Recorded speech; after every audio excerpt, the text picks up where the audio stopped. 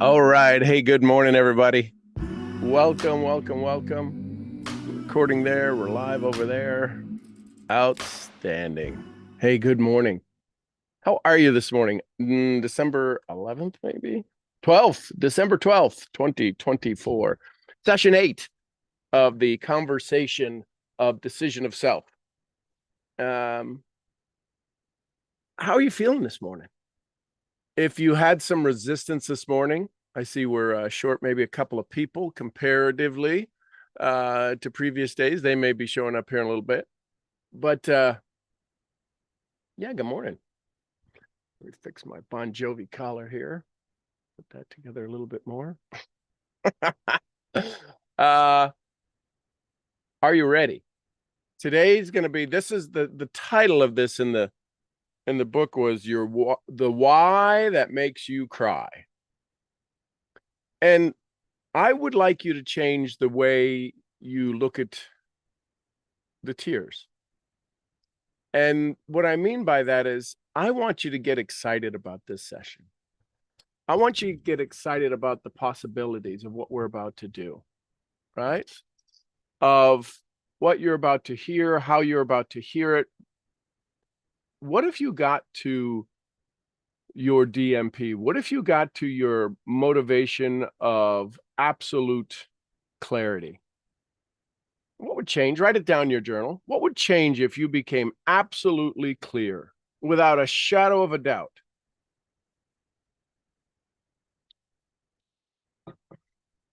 Somebody, you can shout out some of the things that come to you. If you get absolutely clear and you no longer have any confusion about what it is you're going to go do, you know exactly why, you know emotionally, intellectually, physically, spatially. What changes for you? What changes when you have your why so very clear?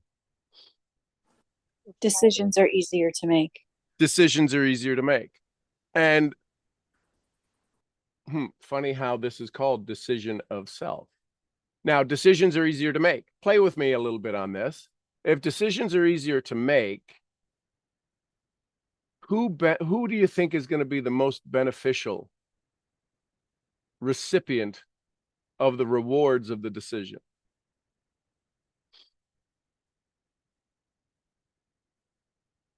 Me. Isn't it self? Yeah. So if everything we're about to go do, we're going to be a conduit of. Let me explain that. If we're going to go help people achieve success, if our business model is designed such that we are going to interact with people, and if you're going to interact with people, if you make decisions that are very much for yourself,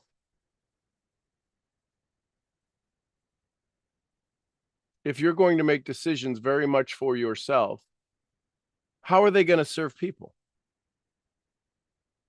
Do you think there's a layer at which, if you were able to figure out how to punch through that layer, punch through that layer of ice on your pond of possibility, punch through that layer and get down here, that all the decisions down here, is there a place in your world that all of the decisions that are of your highest possibilities could produce the biggest results for your society? I want your mind to wrap your arms around that. That all of the decisions you've made up to this moment have been stopped by a particular belief, a particular value, a particular understanding, a particular wiring of your brain. The brain does two things. Will this kill me? Or how fast could I recognize a pattern? Is it possible? I'm not saying it happened. I'm asking, is it possible that in your world, your level, your depth of decision making stopped because of those two things the brain does naturally, automatically, instinctively. It found a pattern and it decided whether or not you were going to get unalive. That's what the brain does. That's what fear does. You hear glasses drop in a restaurant, or you jump, your body jumps. And then you realize, oh, it's just some glasses. Oh my gosh, you scared the death out. You scared the life out of me. So today we're gonna go punch through that. We're gonna go punch a hole in that. We're gonna go punch a hole through that roadblock, that stopping point. Y'all okay with that? Because if you're not, then I'm gonna encourage you to save yourself aggravation and frustration. Because once we punch a hole in it, you're gonna have an awareness. And that awareness will change everything forever. Big statement, I know. But it's also because I know. You take this journey today, everything could change forever. So if you're ready, give me a thumbs up. If you're ready, type I'm ready in the chat, say I'm ready. This is to get your body physically activated, and you physically putting in the information that says I'm ready. Your brain had to move your arms. You had to create a new power inside of your fingers. You've said it before. Maybe you feel a little bit different. And Shami, before we end, I will get you the access. Okay, so let me get, where is it? Here it is. I want you to, I kind of want you to draw a vertical, if you can do a tunnel, right? If you know how to do a little graphics, and just draw a vertical box, a vertical rectangle on your sheet. And pretty much maybe most of the sheet on the left-hand side, doesn't have to fill up the whole box. And this is going to be where we're going to go digging. This vertical is where we're going to go digging. Okay. And this is the vertical tunnel of possibility. Now, let me explain, help you understand that a lot of times when we go on our why journey, we go horizontal. And the person who's guiding you through find your why, they're asking you to go 5 levels deep, 7 levels deep, right? Dean Graziosi talks about the 7 whys. You've heard me talk about the 7 whys for years. I want you to truly understand that where you are going to find your fuel, your nuclear cell, your secret sauce, is not by going horizontal. Horizontal in your digging doesn't get you to your core. So the first couple of layers, the first couple of whys, the first couple of levels, layers that we talk about, they're easy to identify. So if you say you wanted money, you understood you wanted money, you got a number, 150,000, 500,000, 2 million. That's not a motivating factor. It's a why. Why are you going to go do what you're going to go do? Why are you going to go learn what you're going to learn? So I want you to imagine digging into a cave. And you know the gold is down there. And yet you keep digging that way. I want to make more money. I want to dig more money. I want to feel more secure. Has more money made you really feel secure?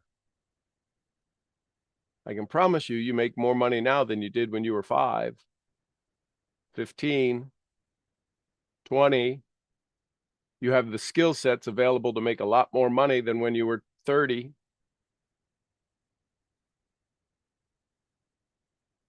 Did money make you secure? Did you want to keep the money? Or did you spend it? Did you build it? Did you go after the money for security, but you wanted recognition? What is recognition? I bought a new watch. I got a new coat. I got a new this. Did you go after money for embarrassment? I wanted to pay off my debt. Wait a minute. I'm not embarrassed to pay off my debt. You were embarrassed to have it. I didn't say you were embarrassed to pay it off. You were embarrassed to have it. So the surface level answers is I want more money. I want to feel secure. As we start to dive into that vertical channel, that vertical box, that vertical tunnel that you meant, we start digging deeper. The middle layers, you start to uncover some core beliefs, some core values that are tied to your identity and emotional needs. How about this? I want security because I didn't have it growing up. I want love because I didn't have it growing up. I want beauty in my life because I didn't have it growing up. I want to look good because I was overweight as a child. I didn't have friends growing up.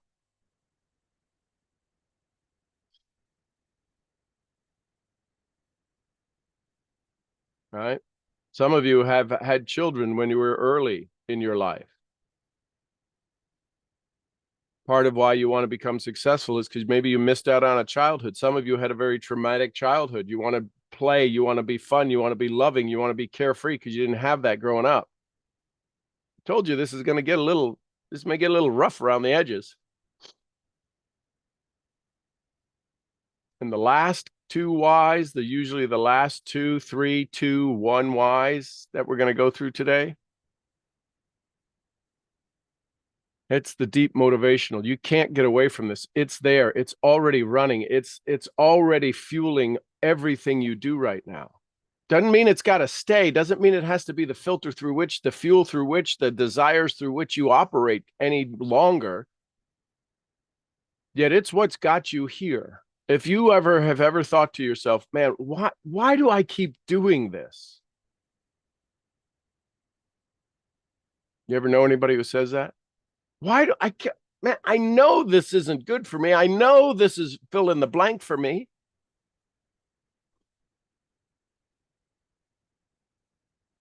So think of this for just a moment. Imagine we're going to go mining. How do you spell mining? M-I-N-I-N-G. I want you to change from mining, M-I-N-I-N-G, if that's how you spell mining. The spelling of this particular program are not the reflections of the producers, or I want you to change it to M-I-N-E-I-N-G.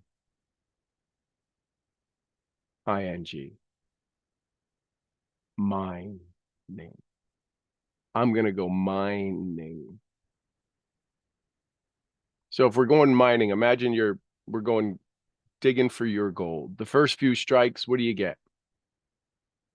You might be lucky to hit gold right away, but what typically happens? What kind of gold do they usually say that is? Fool's gold.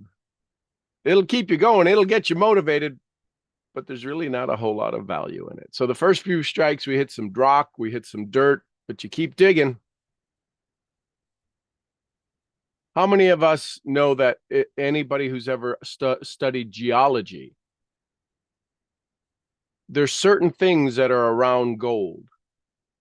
There's certain things that are around oil. And if you know the land, if you know the layers, you know where and whence you can find the ore that you're going to go dig.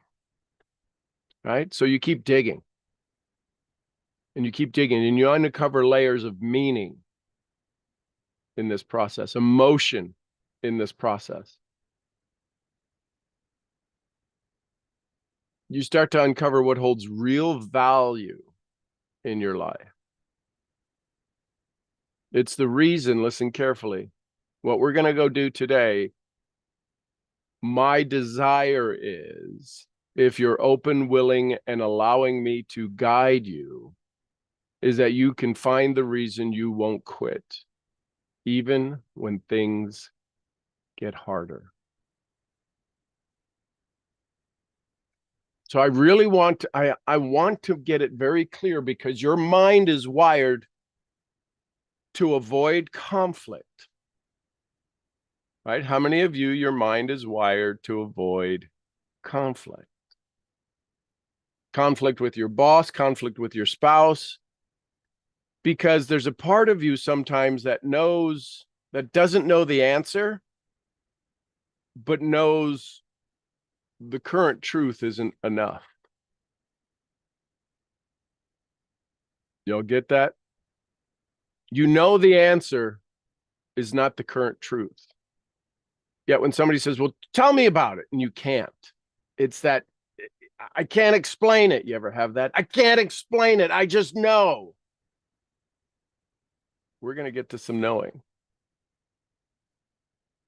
A lot of times people say, I want $100,000 to feel secure.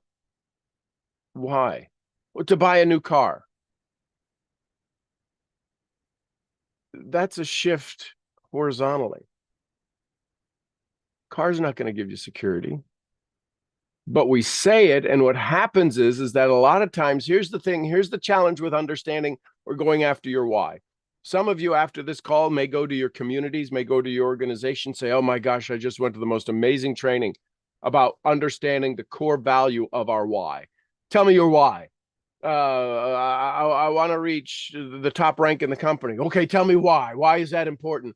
Because I want money. Okay, so tell me why that is. So I can pay off my debt. That's a lot of horizontal shifting. Sounds good, but we're 3 levels deep and we haven't really dug in. We keep picking reasons. We keep picking understanding. Why do you want, what is the security you're lacking? When was the last time you were secure in your finance? Never. Were you ever secure as a child? Well, no, not really. I never felt like it.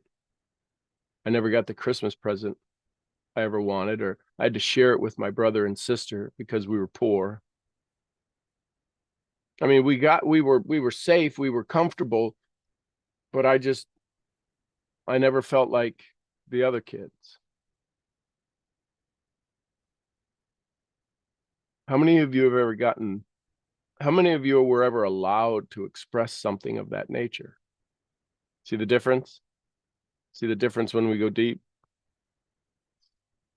Y'all still okay with this? Type in the chat. Y'all still okay with this? We're going to go have some, I promise you, all of us are going to have fun. It may take us, we may have to go around the merry-go-round a couple of times to do that. So going lateral gives us a wide view of what we want, but it doesn't really uncover the why behind our actions. In order for us to have a conversation, create lasting motivation, we need to dig deeper into the threads, right? So here we go. First line. So we're going to go 7 levels. So in that little vertical column that you drew on the left, first layer, first level is logical, right? What's the logical want? So if you were to pick your target, your DMP, and and I'd love for it to be a dollar. Why do we want it a financial number? Because that's the thing that most people lack is funds, right? There's so many things we could do. Our health could get so much better if I could hire my own personal trainer. My body could get better if I could hire my own personal chef.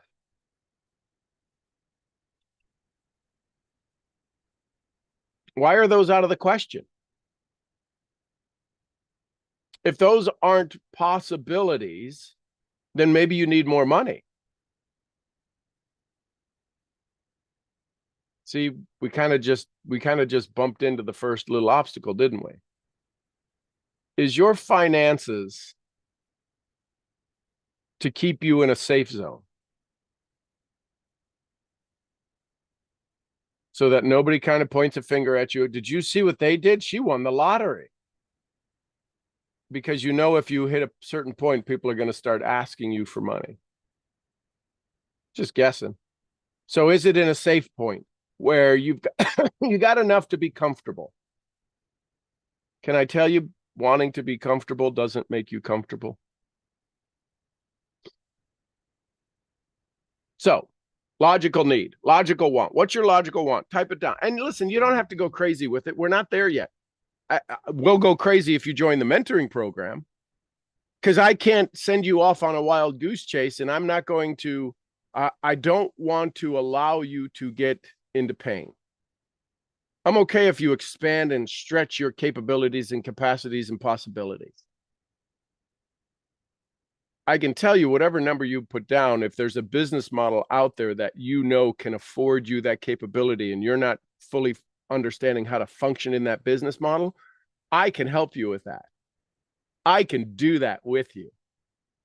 So right now, let's just pick the goal that you've already got.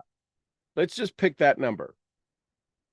Say it's $150,000 of income, of solid income, of income that drives you, of income that's not just to pay off debt, of income that's all of that is. So maybe it's an extra $5,000 a month to help pay down debt. So it's 155.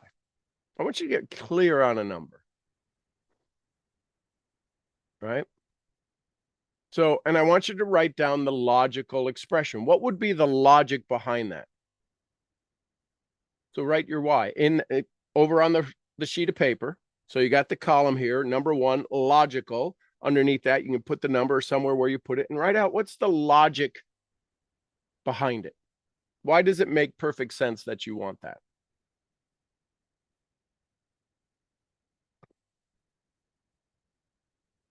Why does it make sense that you want that?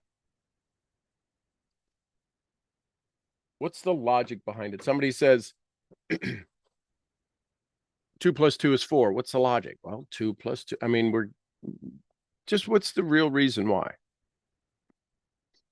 Anybody want to share their logic response? Very basic. It's not getting into the core of I want my grandchildren to be free. No, we're not there yet. The logic is you.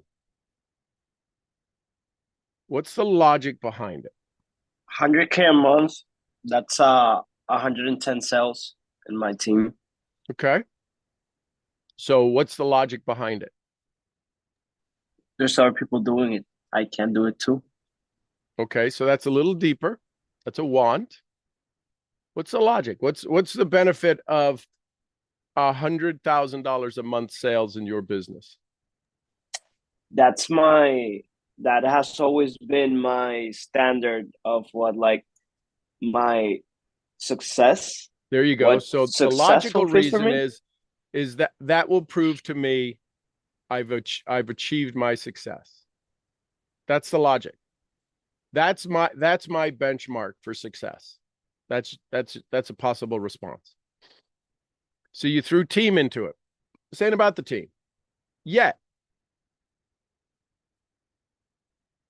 we have a tendency to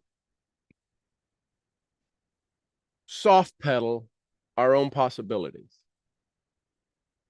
I want that because I want them to succeed. I want them to, no. You, this is you getting very clear. That's my benchmark for success. 100K a month in sales.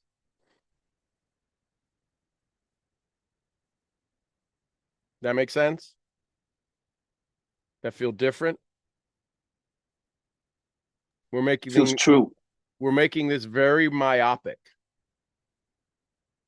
Because here's the thing, Luis, when you say team, your brain goes and finds a picture of team and it's your current team. What if the current team left? What if you went to Idaho and was going to use solar or going to use some other business model? 100K a month in sales is still the number that you're going to have to hit, because otherwise you're going to change your values.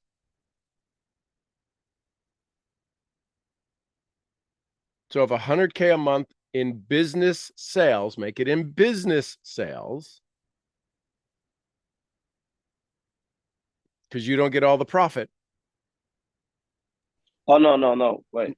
No. What I'm saying, I'm talking about profit, because in business sales, I'm way closer to 100K sales months. okay, I'm talking about what I take home.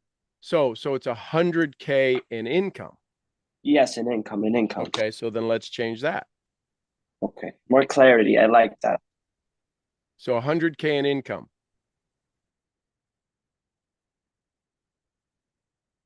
And this is your 12-month goal, your DMP. That's your number. That's your primary number, right? 100K a month in income.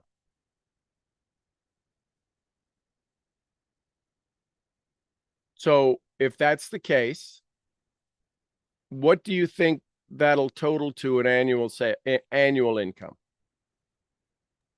A milli. The math is done. Okay. 110 sales a month. It's over a little over $1 million. Okay. So do you realize that to hit $1 million a month in 2025, $1 million for the year of 2025, there's going to need to be some ramp up time? Because are you going to have 110 sales next month? I hope. Okay. Not. I don't have the system in place for it to happen. So I'm. is the answer yes or no? No, as I am right now. No. So the answer, that even if the answer is no, that brings clarity. So that means there's a peak season, right? Jim Rohn says everything has a season. There is a harvest season for solar. You're just going to need a lot more harvest in that season to maintain the average, to get to the 100K a month. Mm-hmm. Yeah, the next 4 months is our recruiting season here. Okay, so understand that you are going to have to. So your focus is in your planting, right? You're coming into spring. The only thing you can focus on 80% of your time is going to be in planting, aka recruiting. And you have to look at your recruiting in such a way that they can learn the process, so that you're not in harvest time going to fix their equipment.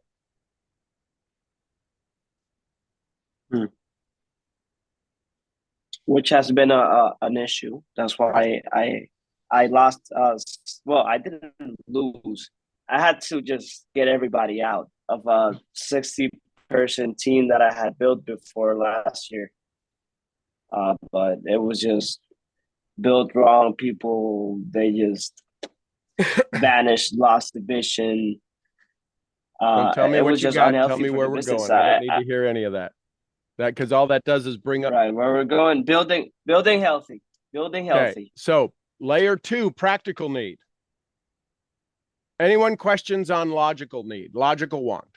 Straightforward, measurable goal, no emotion, no connection to it. It's logical. Love it. It's the data response. It's the Spock response. Well, the logical answer, Captain, is that's my benchmark of success. Anyone questions on logical? Anyone else want to share their logical expression?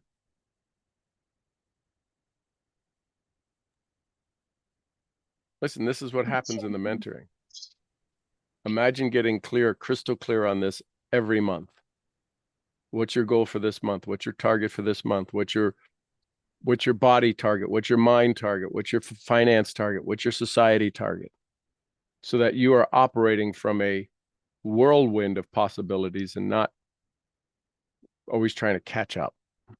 Anyone else want to share their logic? Okay, I'll share mine. Okay, go ahead. Okay, I stuck with my 5 million for next year. Yep.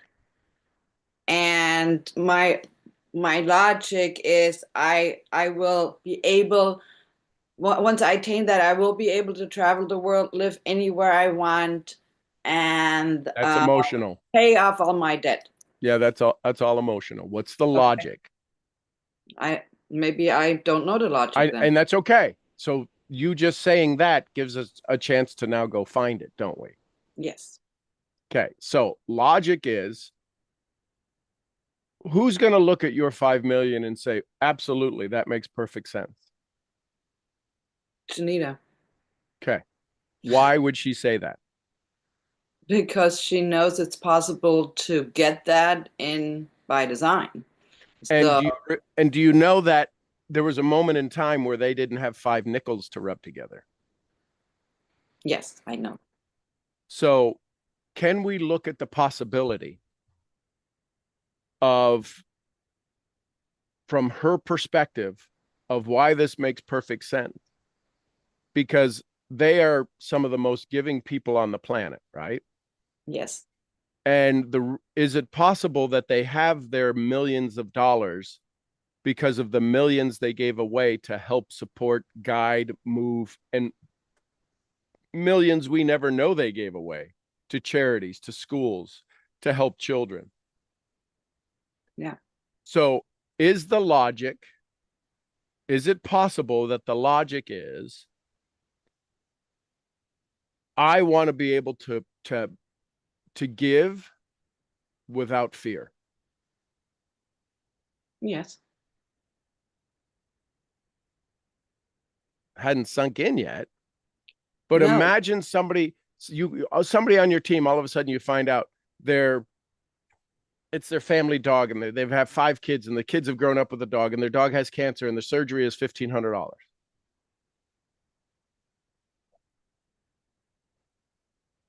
You're like, call my assistant, you'll get a check in the morning. Yeah, and I love doing that. So the logical reason is that when I choose to give, there's no delay.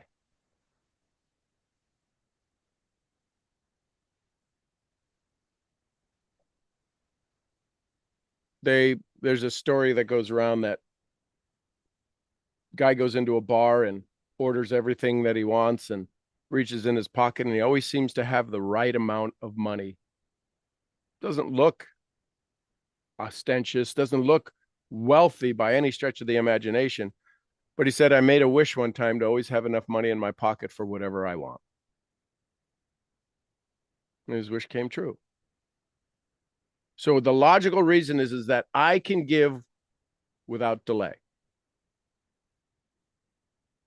How does that set in your body? I absolutely love that. It makes me feel happy because I love to give. And my best friend is like that. Can I quickly tell a short story? Hang on. So, just so we don't lose Okay. the theme of what we're doing, but hold on to it. I would love to hear the story, and we'll do it after we go through the process. Okay, it kind of, but it ties into what you It's just not my said, story. but no. Right? I'm training, and you believe it works into the story, but I can promise you there's a missing little part to it that won't fit. It's just the way it is. Okay. So now we have our logical need. Yes. So what's our practical need? What makes this practical? What makes 100,000 a month practical? What makes 5 million practical? Write down, why is this practical? When you go and get snow tires on your car and you pay an extra $20 a tire, why? When you get a dress that maybe you need to get it altered, why? Because it's practical. What is the practical reason for all of this success? This connects the practical to the security, right? Or to the giving or to the benchmark. What's the practical reason? And this focuses on the outcome or the benefits of achieving the goal. right? So write down your practical reason, right? This adds the utility. What is the utility of the goal? What does the goal provide for you?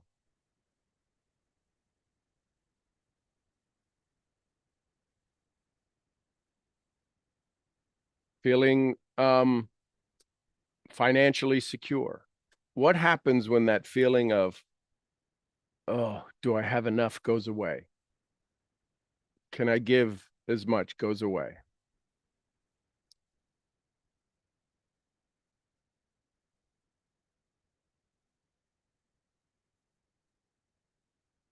What's your practical need?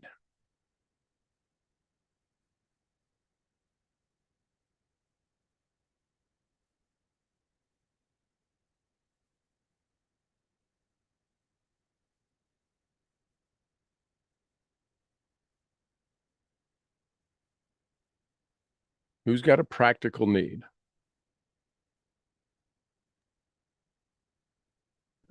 Should I say It's it? pretty basic. Time, Okay, go ahead. time and family, Say that again. time and like freedom of time and family. Okay. So understand that the practical need brings you solutions, right? So it gives you quality time with my family.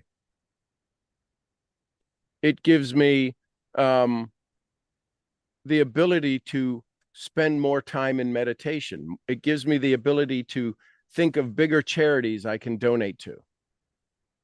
And listen, ladies and gentlemen, it may be challenging. It may be a little bit unfamiliar going through this process, because it's possible this might be the first time you're doing it. So it's okay to go, what do you mean practical? Two things I want you to become very aware of. Those of you that are here on the live and those of you that are watching this recording in the training that you purchased. If you're struggling on level 2, Jim Rohn might say that's a clue of why you've struggled in the past. If you've not had this kind of conversation about your goals, is it possible that they've been a lot of surface, vertical level conversations, horizontal level conversations, not vertical? We're now going deep and we're at level 2. So practical. What will achieving this goal allow you to experience? Maybe for the first time. What's the reasonable measure? Is it actionable beliefs that you could do it? Is it financial security, career advancement? Is it lifestyle improvement? This is where we begin to bridge between these surface levels, the couple layers of what's called overburden when you're finding a mineral. We're removing the overburden so where we can start to get into the core of the results of what we're digging for. Does that make sense? Because I want to create a financial cushion for emergencies, because I want to have a division of my business that does nothing but give to charities. The practical reason is because I want to set up college educational funds that are investments that I can begin right now that will fund any of my grandchildren's colleges in the next 20 years. The practical solution, the practical level, the practical layer addresses the rational need to solve the problem. Does that help? I want to lose weight. My goal is to be at a particular weight. I want to lose 30 pounds. The practical need would be, I want to reduce my risk of health issues and have more energy. Now, we know this stuff, right? Well, yeah, of course. I know that if I lose 20 pounds, I'll be healthier and more flexible, blah, blah, blah, blah. But have we ever really decided that is the practical reason for why we do this? It's always oh, well, of course. The focus is solving potential health challenges. right? What are some potential financial challenges? What if, God forbid, your family had an unexpected miracle in a child who needs special care?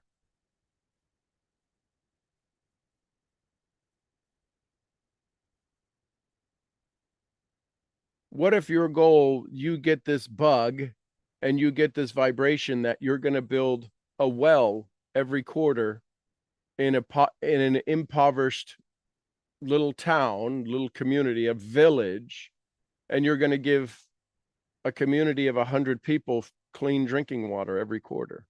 Because I want to put a well in every quarter. It's $15,000 for a well. Maybe it's gone up now. But you could put a well for $15,000 and give a community drinking water for the next 20 years. What's the practical reason you want this income? I want a promotion because I want to improve my work-life balance.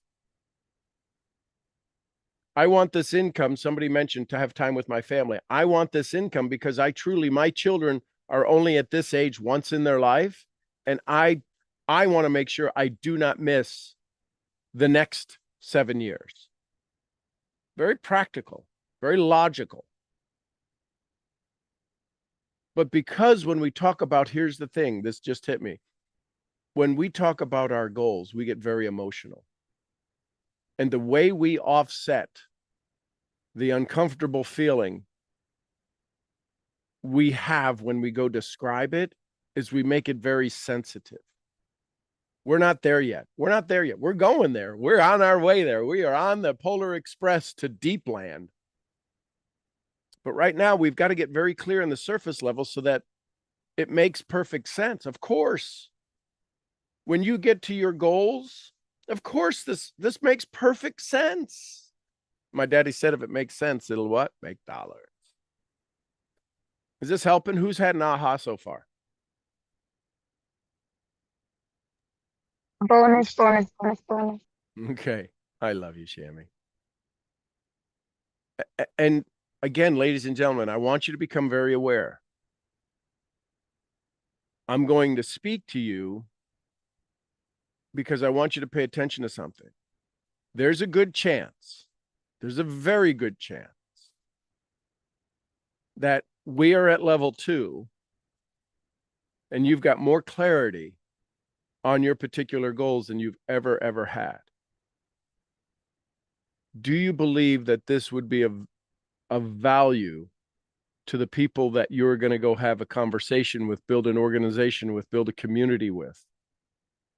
And because it's coming at such a intense level that it would make more sense for you to let me do the training than for you to do the training. Just saying. This is good stuff. I know it. This is the 40 years of the best I got for you. It's all on the table. This is what my students get. This is what the people who pay 10 grand a month get access to.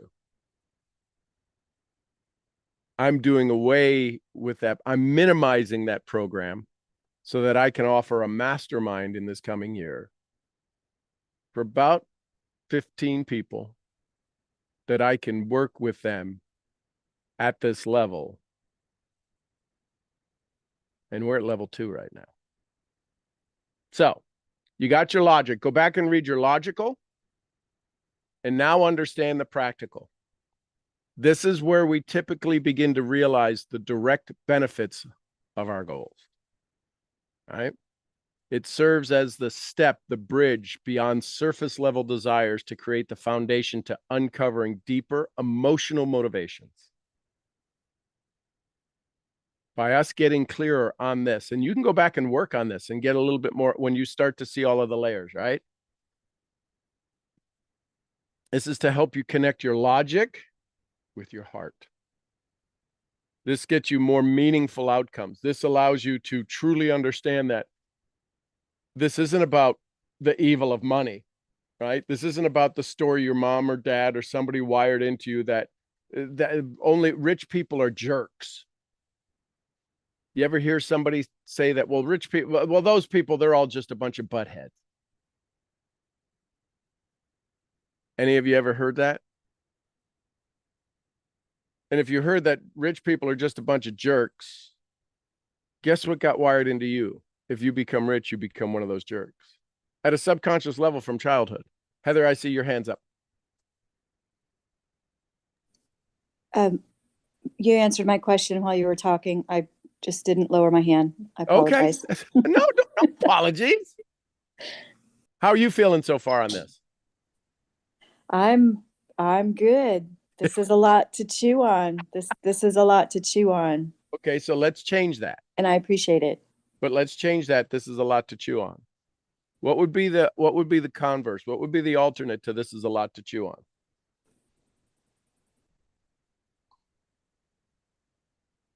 This is easy, and I'm not swimming through mud. Okay. So it's not easy. How about this is exciting? Oh, definitely. No, I know, but I want easy forces you to feel like you're not enough. This is easy. It's understandable, but it wasn't easy for me before. Right. So we start down that you can't be proud moment.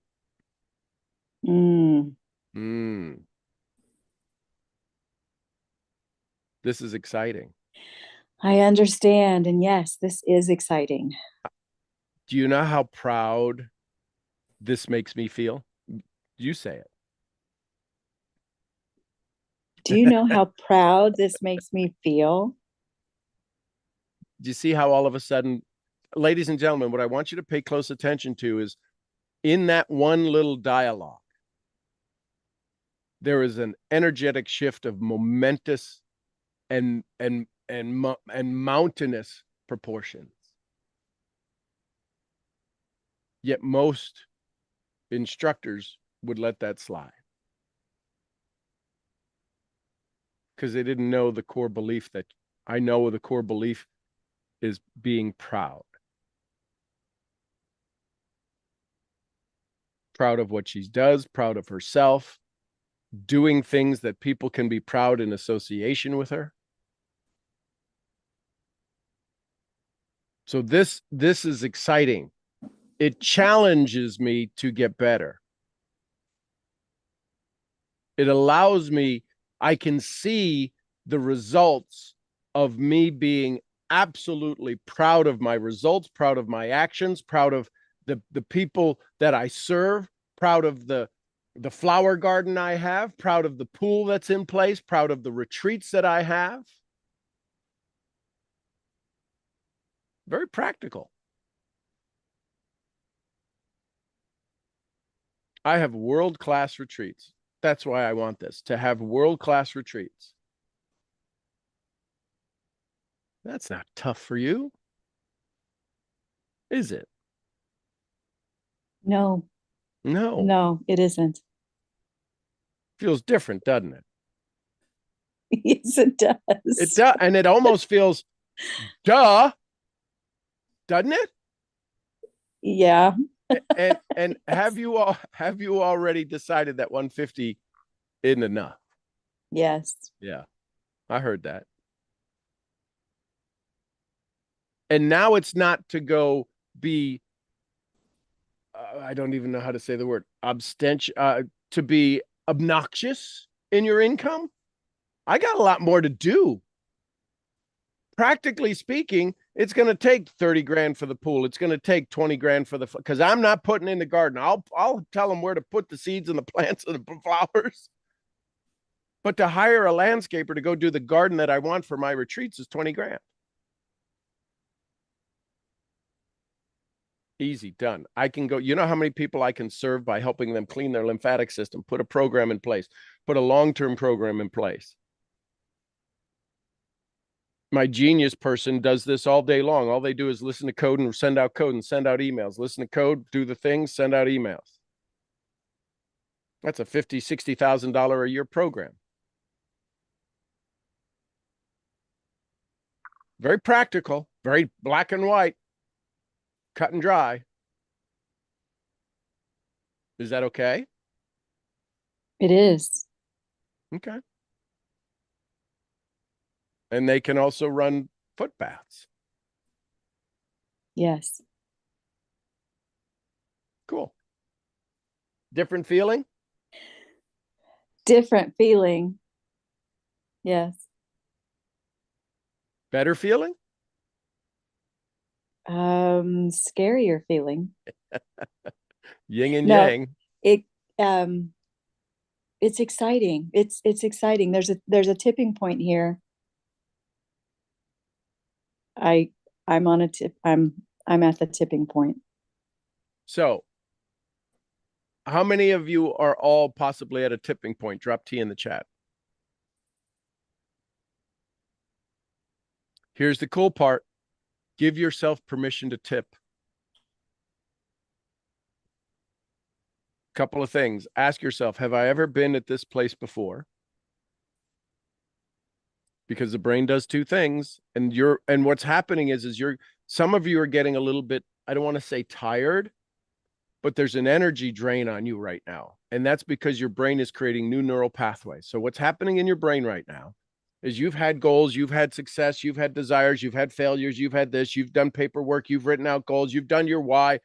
Your brain is linking to all of those things.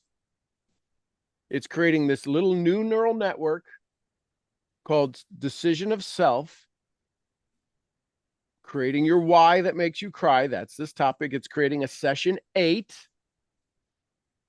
And what the brain is doing is as it's creating these new neural synapses, this new neural connection, it's trying to connect it to everything else. Be okay. Be okay with saying and literally letting your brain and giving your brain permission to create this new little neural network, this new little community called My Success. How many of you just felt a release? How many of you just felt took a breath? This is neuroencoding. What you are experiencing at such a level right now that there's a good chance, I'm going to go out on a limb and say you've never understood this experience before. You've had to do it on your own. Nobody guided you to say it's okay to create this new little town called the wild, wild west of your greatness. Because you're about to enter the wild, wild west where there's very little rules. There's only one rule: love. If you do everything from love and not from greed and not from want and not from I need, if you do it from love, this neural network can manifest at such a spectacular speed, it'll blow your socks off. So, Alex, I see your hands up, buddy.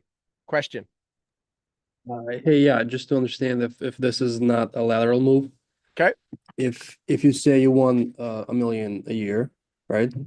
Logical is because for me, that's if I say someone's rich, I say someone's a millionaire. You know, Yep. that's for me, that's if someone's rich. Yep. And then the practical, well, because if I have $1 million and I'm considering myself rich, then I can get this particular car, I can get this particular house, I can have my kids do this particular college, I can do these things that money can buy me. Is that lateral or is it going down? So what would you be able to do that you couldn't do now?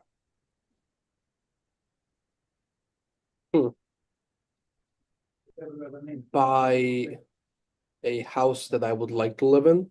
Okay. The type of house with the type of, everything. Okay. Buy exactly the same car park, not one, but a car park that Okay. I have. I'd be able to not look at my expenses in a month. Okay. So Not in that's terms the of one. wild spending, but just in terms of I don't care how much something costs in a grocery store, in a coffee shop or whatever. I Okay. don't look at that at all. That Okay. doesn't concern me. I would. So how be about able- this? You know a menu, right? Okay. And most people, when they look at a menu, There's an expression that when people become wealthy, they say, I never have to look at the right side of the menu where the cost is. Yes. So what if your menu was car park? I don't need to look at the right side. I can just order off my menu, Oh, I see. right? Because even when we bring in the cost of it or the price of it, that gets emotional.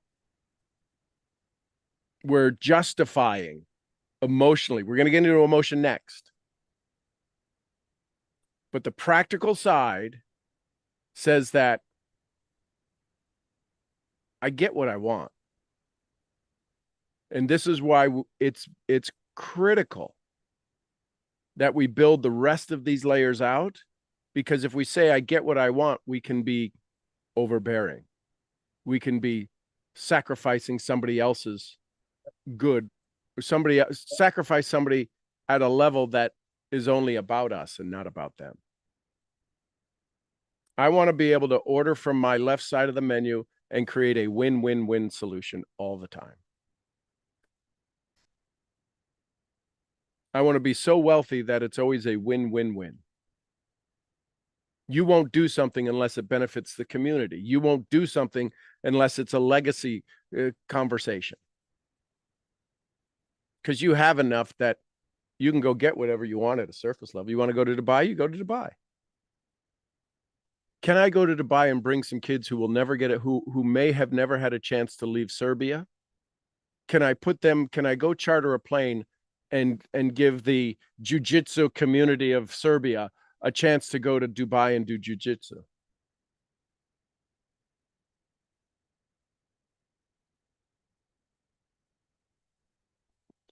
Wow, you just think differently. It's very practical. Does that make sense? It makes sense, and I have never even been here, and this is level 2, so we're gonna see what kind of dragons are up there. Never ever have I thought about this. Well, and that's okay. And that's why we're here. This is why I do what I do. And I told you, I warned everybody on this journey. We're session 8. Tomorrow we're going to do a recap. Friday is going to be a recap of all of the previous sessions, right? Even we did 5. We're only 3 sessions ahead of the last recap. I didn't have the recaps as part of this, so this might turn out to be a 20 session program. So when we're going to recap, those aren't really part of the 15 layers. But I realize that this is war. And sometimes we need some R&R, some rest and recovery. So let's have some fun. Here we go. So let's go into emotional desire. And we may not get through all 7 levels today. We may start off tomorrow with part of the levels because we're already an hour in and we're 2 levels deep. See how important this is? A couple of things I want you to pay attention to. One, a challenge. I'm going to be doing lots of challenges coming this year. They're teasers. They're to build a list. They're to do things.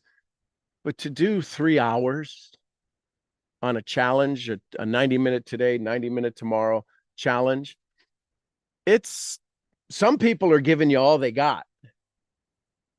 I want you to realize that if I say in 2025, I'm going to go do a program and there's a fee tied to it, that you understand that fee is nowhere near the value. My goal is to always give you at least 10x of anything you spend with me. You've spent 0 on this. So I'm going to ask you to spend a ton of your energy, a ton of your rewiring of throwing away old story and setting up new story. And this is turning into a program. This is turning into a training, right? I'm just being very clear. What do they say? What do they say about social media? If the product is free, you're the product. You are this product. You are going to help me go build this program because it's a lot easier for me to talk to an audience than it is to do just a training to a green screen. So All right, here we go. Emotional level 3, and then we may wrap it up. We'll see how it goes. I'll check in on you. Y'all good with this? Drop a 1 in the chat. You love this? This good? Y'all okay? Are we okay with going past the hour? Okay. Good. Awesome. All Sean, right. I canceled my Zoom for you today. Let's go 5 hours today. No, you didn't cancel it for me. You canceled it for you. Say, I canceled the Zoom I for me. canceled it because of you. Because you're so good, Sean. That's Not why because I of did. me. I ain't taking that blame. You canceled it because you know that in this moment, you don't want to miss this moment. This moment will never happen again. That's why you canceled it. You recognize that this moment won't ever happen again. And here's my point, Louise. The reason that you have to understand that what I'm doing, I know what I'm doing is freaking hot and rocks and all of that stuff. You recognized it as well. Be aware that when you go into your recruiting season, you'll know you're on target if people are canceling and changing their schedule. Doesn't mean what you had to show up there. You just showed up in such a way in your recruiting, your planting, your spring, that people are saying, I got to go plant with Louise. See how I changed the way you look at things? If you can recognize this, understand that you get to operate from this place where people will say, listen, I I told my kids to wait. I'll pick them up at school a little bit later. Or you send somebody, right? So understand that if you feel this way, that's the feeling you want your audience to have. That make sense? Okay. So, and he froze. I just looked up and his picture was froze. He probably didn't hear any of that. That's the way the enemy works. All right. So emotional desire. Here we go. Emotional desire. The emotional desire of the 7 levels taps into a feeling of personal fulfillment that the achieving this goal will bring. At this stage, you are going to be moved beyond logical reason, beyond practical needs, and start connecting deeper to your goal. So I want you to write somewhere on the page in level 3, emotional desire. I want you to write some targets, some bullseyes. And these are words like confidence, freedom, joy, love. And this emotional desires are usually the first layer. They're the first experience, the first emotional bubble where we start to feel a strong internal pull to our goal. Right? You already heard Heather's tether to her goal, being proud, doing proud, not the noun, the verb. This thing like freedom. What if freedom becomes a verb, not a noun? What if joy becomes a verb, not a noun? What if peace becomes a verb? You do peace, not a noun. See, what we're doing now is as we go into this 3rd level, emotional desire, we're starting to make it about us. Not what they think, not what their benchmark is, not what their why is. Because you can say $150,000, $200,000. All of that can exist right now. And this is where we start to do the Wallace D. Waddles. It is not about doing things in a certain way. It's not about doing certain things. It is about doing them in a certain way. In order to have any of the goals that you want, when must you first acquire them? In your head. When you acquire them in such a logical, formed fashion, you can get emotional about it.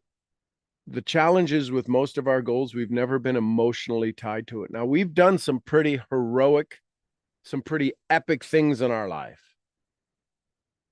They were usually to get us out of pain and suffering. Oh my gosh, I don't have any money for the mortgage. I got to come up with $3,000 for the insurance for the car. You've had some epic moments in your life. They weren't necessarily of your choosing. They were thrown into you. They were thrown at you. Type epic in the chat if you've ever had a moment that you've gotten through that you're like, I don't know how we're going to get through this. I just don't know how we're going to get through this. What if you already have the skill to have an epic life? Emotionally speaking, that epic life starts now and builds into joy, builds into freedom, builds into security, because your epic life, you know that phrase they say, light yourself on fire, they'll come from miles around to watch you burn. Every one of you is going to be exposed. Wait, what? Every one of you is going to be exposed for your greatness. Every one of you is going to be exposed for the freedom you create. All of you. Right now. Now, there may be somebody who's going to be able to do trading and just trading, and they just trade on their own, and they become they're secluded from environment, and all they do is trade with numbers and dots. Yeah, I get it. You can go create a tremendous amount of wealth. The people who are typically in my world are not isolators. They're connectors. They're givers. They're sharers. They want the world to be happy. And if that's you, the reason this has always been a struggle in the past is because you now have to take care of you. And you will be exposed for going after your dreams. And the challenge with that is, as you get very emotional about this, you have to have that pull, because the people who are currently in your audience, who already think you're one bucket shy of a load, little cuckoo for Cocoa Puffs, are really going to come out of the woodwork. Bonus. And that's okay. And here's the reason why it's okay if they come out of the woodwork. Two things you got to be very aware of. One, if they start coming out of the woodwork, you're growing. You're being seen.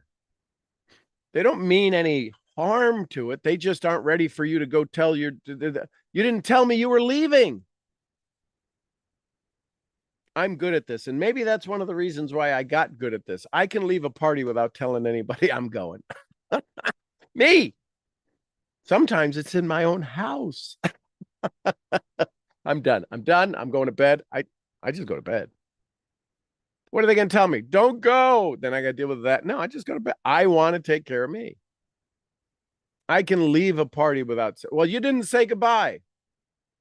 Do you think I don't like you? Well, no, I wanted to say goodbye. Then you should have said goodbye earlier. And now people who know me say, hey, listen, I don't know when you're going to be a jackass and leave, but I love you. Goodbye. So if I miss you, I'm like, oh, well, thank you for that. Do you see, do you feel how that's different? So as you decide this emotional desire of why you want your goal, understand it's got to be big enough to pull you through their distraction, their mud, their delay, their crab in the bucket wanting to pull you down. Just know that this just popped into me. If you feel like they're going to be a drag, like you're going into honey, right? It's say you can go with me. Write that down. You can go with me. Offer them the chance. The reason they don't want you to go is because they don't know they can go with you. Now, they may refuse. But what if they're that one in a million that says, you know what? You're damn right, I can have what I want. Will you help me? And you're going to swallow your tongue and be like, yeah. How many of you feel you instantly feel better with that phrase going, hey, listen, you want to go with me? And you truly mean it. So what's your level 3? What's your emotional desire for your goal?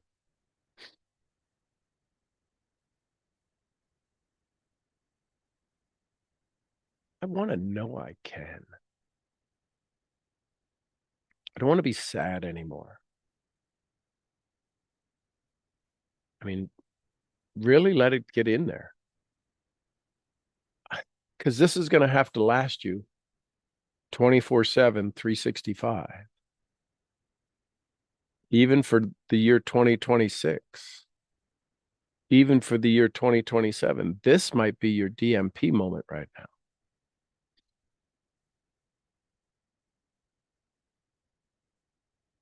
I'm just going to do proud. That could carry you from now until forever. Could. It might be upgraded. Y'all get this? This is the why you want to get to. This is the why you've said you were going to move to.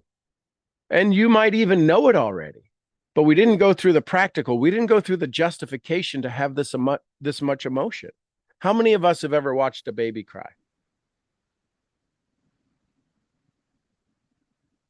And we weren't quite sure. They spit their they spit their beanie out, or I don't know what you call it, binky. They spit their binky out, the pacifier. They spit their pacifier. Ah! And you're like, you know why they did that, right? Kid spits out a pacifier. What are some of the reasons, moms, dads, what are some of the reasons they spit out the pacifier?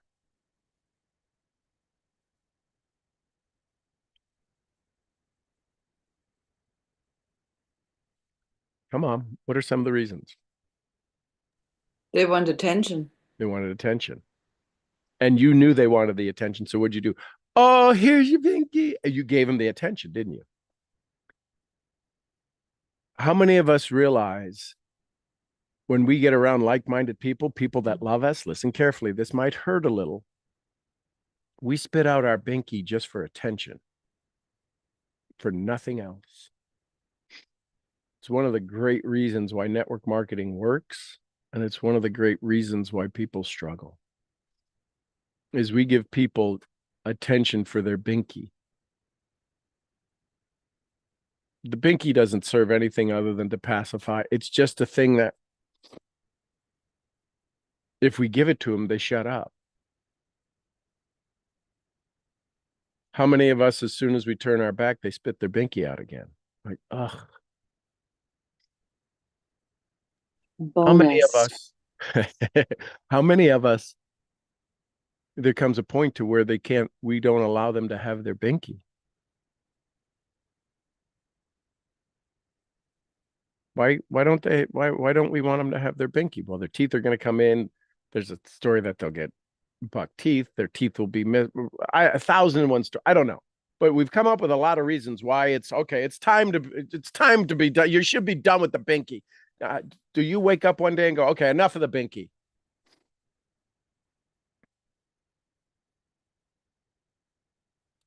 I've heard of people putting spicy sauce on the binky, so they're blah. How many of us as coaches and trainers and are leading our teams, we put hot sauce on their binky going, stop that. You don't need that anymore.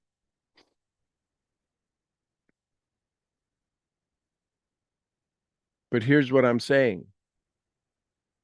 Now, how many of you never had a binky growing up? Not because your family couldn't afford it. You just never wanted it. You just never wanted it, right? Drop a 1 in the chat if you were one of those kids that never had a binky. Maybe you had a little cushy toy. Maybe you had a little. I had a push me pull ya. It was from, I don't know what show it was, but it was a llama with 2 heads on it. It could go either way. It was a cartoon, but that was my push me pull ya. In DR, they said like, well, my family said that like if you had a binky or like you suck on anything, that you'll be like a mamon. and then like A that little would be monkey. bad. You didn't want to be a mamon, so they didn't give you one. So guess what happens with every time you have a goal that you want? There's a subconscious running there, Luis, that you're a mamon. Your 100K is your mamon. I'm not gonna cry. I don't have daddy issues, Sean. What do you mean? Right? So here's the great thing. If birds of a feather flock together, maybe you create a training that is the overcoming the mamon in your life. Because if everybody's been called that, that's a subconscious, it's called a subroutine that runs in their playing, that anytime I want something that pacifies me, that makes me feel good. Wouldn't your 100K make you feel good? You're wired to not have anything that makes you feel good. It's why you had your team and lost them. You were a mamon.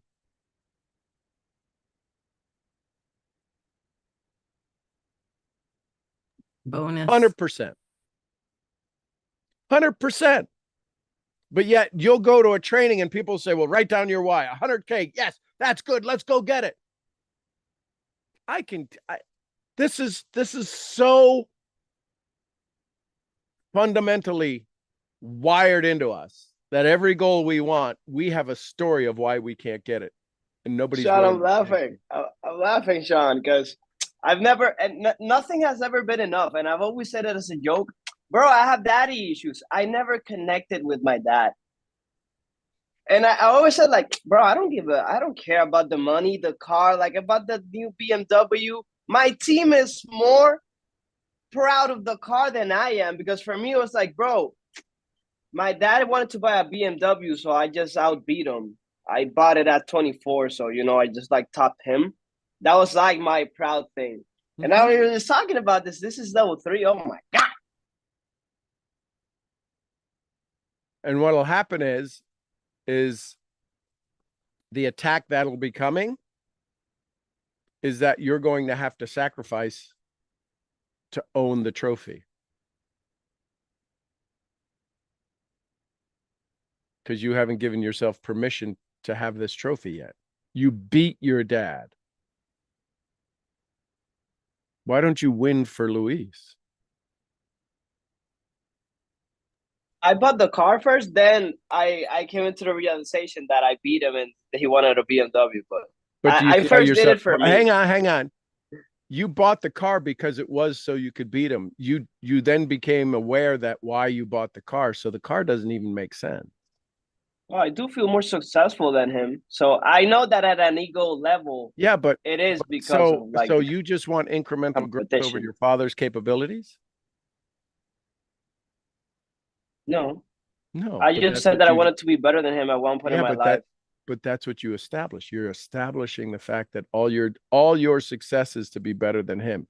Is 10 times better than him enough for you? No. Then take him out of the equation. I love you, Sean. That's good, bro. Because you're a good guy. Because here's the thing. If you don't do that, then guess what your son is going to grow up doing? Ooh, the same. And I don't have a son yet, but I don't want him to do the same. It's on the way. Your son or your daughter. Your daughter is the only way she's going to find love from you is if she makes you lose.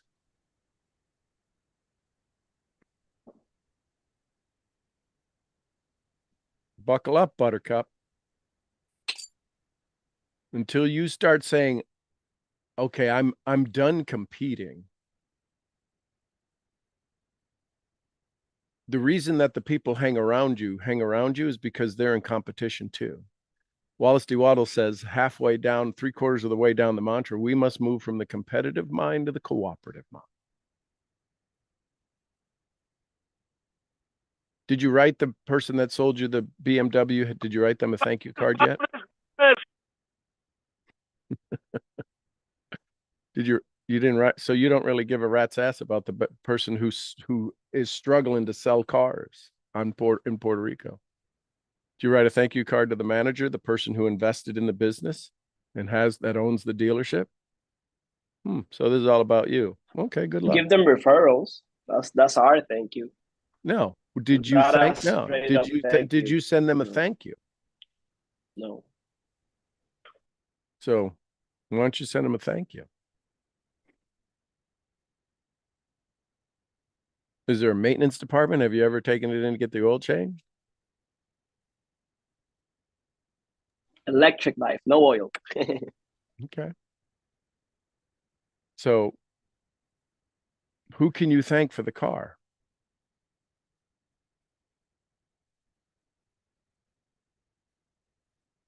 Just a thought. Change the way you look at things so the things you look at change.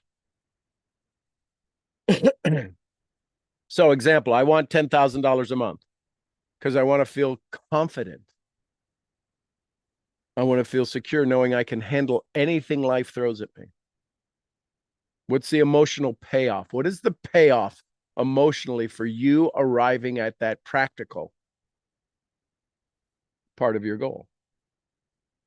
I want to have confidence. I want to have peace of mind. What would it mean? Now it's December 2025. And not only did you hit your goals, because you understood momentum. Because back in December last year, 2024, you sat down and you did the 7 levels deep in a way you've never done them. You got so crystal clear on the emotional level, the practical level, the functional level, the utility level. You got so clear on this that you actually did it in 9 months instead of 12. And the last month 10, month 11, and month 12, the last quarter of 2025, you did almost as much again in that quarter as you did in the first 3 quarters. Wouldn't that make sense? When are you waiting to operate at your peak potential? Are you waiting till June of 2025 or are you going to start right now? Do you realize you can start today? FYI, this breaking news, breaking news. If you don't start today, you have delayed your success a day. And how much money do you think you'll make in one day in December 2025? How much in one day? Write down a number. I don't care what it is. How much in one day? What do you think the number might be? $500, $5,000? How much? Write it down. Type it out. How much? I'm asking because I'm going to show you something. I want you to get real clear.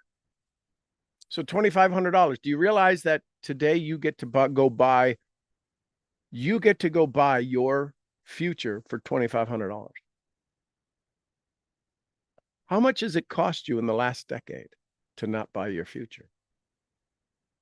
Watch this. Alexa, what's 2,500 times 365?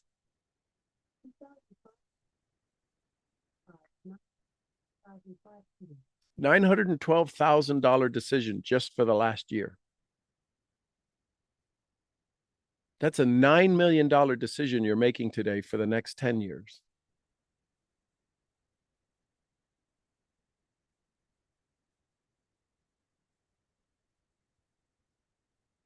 You want to know why you're upset, why you're frustrated? Because you got a $9 million decision you keep putting off.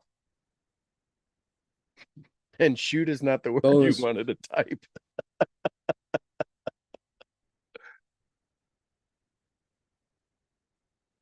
Now, you've heard me do this before, but imagine if Luis wants to make $100,000 a month. That's $3,000 a day. Do you realize this is a $12 million decision? He's 23, 25. I don't know. He's like a peanut. And so if it's a $9 million decision a year, that's over the next 10 years, it's probably a $12 million decision you get to make today. Either you start today or you delay it a decade. Well, I don't know what to do. You just went from emotional all the way back up to practical and you give yourself an out. Don't ever say, I don't know what to do. What's the response you're supposed to have? Or what's the response you could have? I shouldn't say supposed to. What's the response I've suggested in the past? That if you say, I don't know what to do, what would be the response?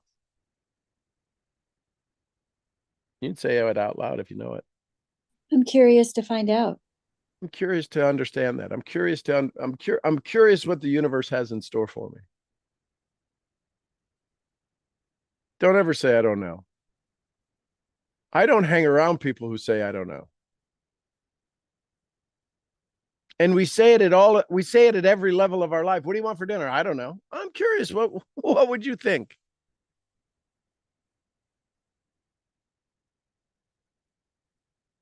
Wow. I have a $9 million decision to make because the next 10 years starts right now. I don't know what to do. Oh, I'd be curious. If I was the $9 million income earner, what might I do? Do you realize this is where your archetypes come in, right? I had a conversation with a military pilot, this ace combat F-16 combat pilot. She is amazing.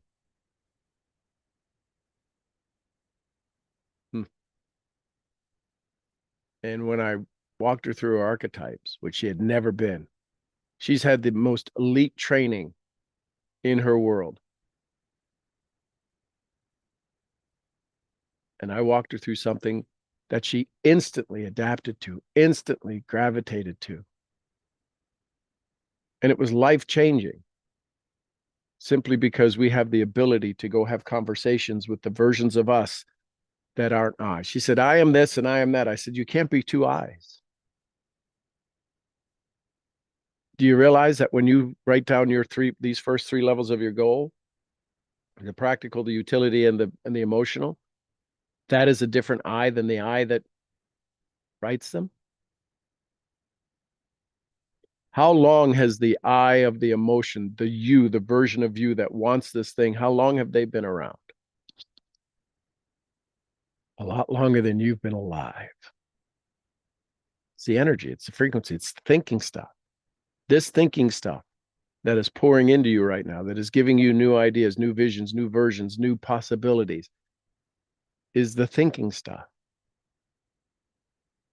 This is how we're creating a mastermind. I am allowing you, assisting you, kicking, dragging, screaming, for you to see the version of you that has always been there. As close as your skin.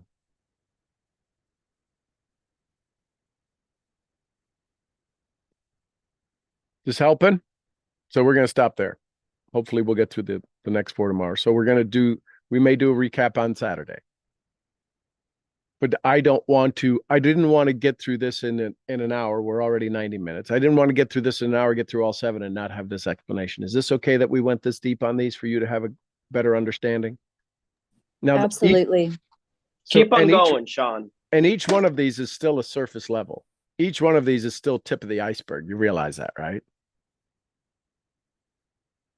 I want you to grasp that. We've gone deeper than you've ever been before, but we haven't even gotten to the water level. We're still on the top of the tip of the iceberg. And we all know that the iceberg is really big underneath, because what we're going to go through tomorrow is identity connection, legacy. So you can fill out the rest of them. So number 1, logical. Number 2, practical, utility. Number 3, emotional. Number 4, identity connection. Your why. Why do you want to identify with this? Number 5, legacy impact. Number 6, core beliefs. And number 7, true motivational why. Do you have a feeling now that when we get to your number 7, Katie, bar the door, lead, follow, get the hell out of the way, because there's nothing going to stop you. Does that make sense? Some of you have an amazing drive now. You have tremendous clarity now. You have tremendous impact now. We've just done the first 3 levels. What do you think is going to happen? I would love to hear, what do you think is going to happen? And your brain is trying to come up with new words, and new neuroplasticity is happening right now. And even your brain is searching the recesses. And there's really possibly, there's not any kind of conversation going. I don't know what's going to happen. I'd be curious to find out what the universe has in store for me. What do you think? What's going through your head if you look at that list right now and go, I'm gonna identify with my goal, my big why, my DMP. I'm gonna identify it. I'm gonna understand the legacy impact of it. A lot of our goals we set are just one layer deep. We may have a college bonus in there for our kids or buy off somebody's house. That's still one layer. That's horizontal in nature. That's an echo of our success. I want you to ring the bell. I want you to have a bell that's so cast iron solid that it rings for all of eternity. So feedback. What'd you learn? What'd you like? And what do you think your biggest takeaway is that's going to happen from the other 4 categories?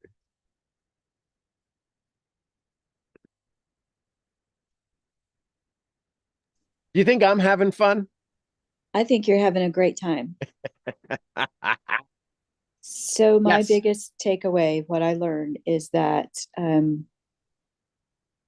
my delaying success is doing no one any favors. Mm-mm. Is it possible that's why you want to be proud? Yes. Mm-hmm. Is it okay to understand that where you're currently at had a lot to do with the wiring that other people had wired in on you? Yes. And is it okay for you to have a new level of wiring that allows you to easily step away from this? Yes.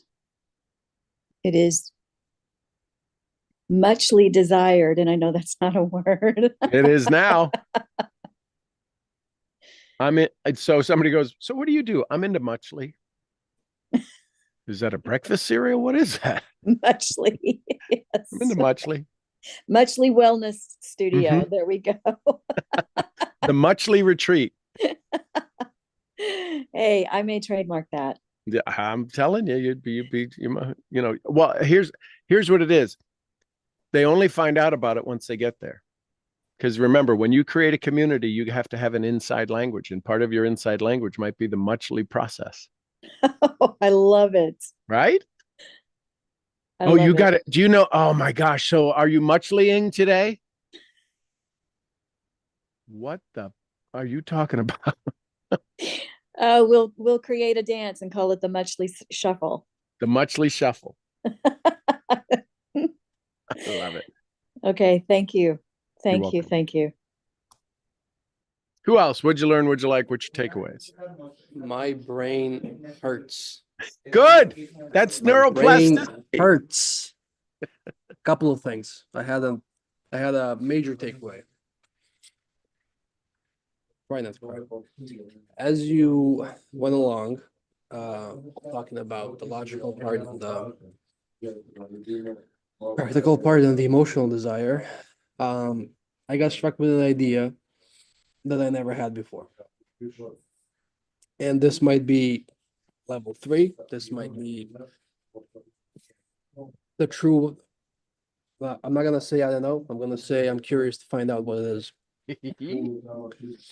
But when I was a kid, I don't ever wanna be the kid that watches their mom cry in the kitchen because she doesn't know, if we're gonna have $2 for bread tomorrow. I don't ever want to be that kid again, and that's my emotional desire. And I can see now what you said coming from that, reverse engineering it, why it's practical and why it's logical. And then I had a visual.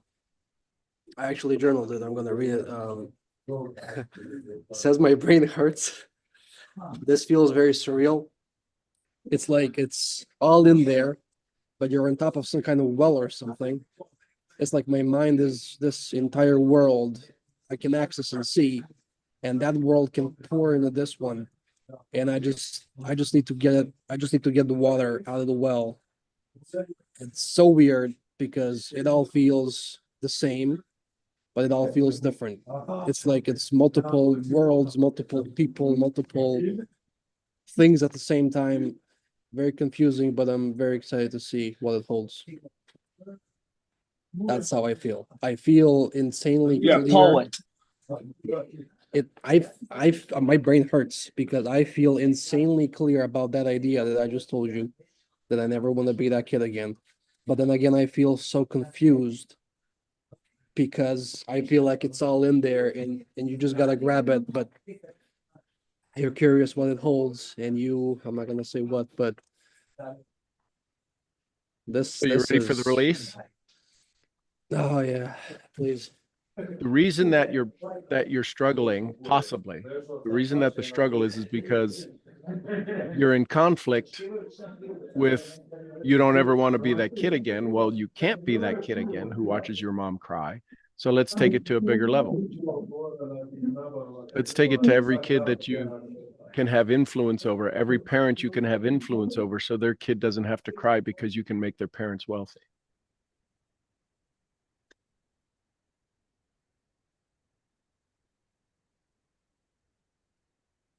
Yeah. Now you can cry. Makes sense. The conflict is, AJ, is that you're like, well, I want to go back and not be that kid. If my parents had as much money as I had right now, I wouldn't be that kid. You're trying to blame somebody for it, and you can't. That's part of your 6 millimeter story. But what you can do now is help people go become rich without them feeling guilty about their childhood either. Because there's a good chance there's a lot of other kids who cried just like you did. A lot of your friends cried. They were going through, your country was actually becoming a country. Right? There's a lot of things bigger economically, more nationally, national pride. I was in Slovenia a decade ago, and they were having their Independence Day parade. And I'm like, oh, how cool. I get to be here on your 4th of July. And it was October 15th or so. I go, and I said, what's the parade about? Everybody was marching through the streets and everything else, and they had flags. I'm like, we're safe, right? Because everybody looks pretty happy. And they said, yeah. They said, it's our Independence Day. I said, outstanding. You want to know what freaked me out? I said, how many years has it been? They said 14. I'm like, are you freaking kidding me? So right now they're in their 30th year of independence. Can you imagine? They were talking about when they were going to school in basements. The reason that you learned all of the different languages is because you had kids from different countries at the border between Italy and Slovenia coming into people's basements to have. Follow this? So when you look at this, ladies and gentlemen, those of us in the non-third world, in the places where we've had independence for 500 years, 200 years, 300 years, this is real shiitake that these kids go through. And it gets wired into them. You want to talk about don't make a noise, turn your lights off. And that was how you were raised, and every kid was raised that way, so y'all didn't think anything of it. So just be aware that your goal is to make sure that kids don't stand in kitchens crying anymore.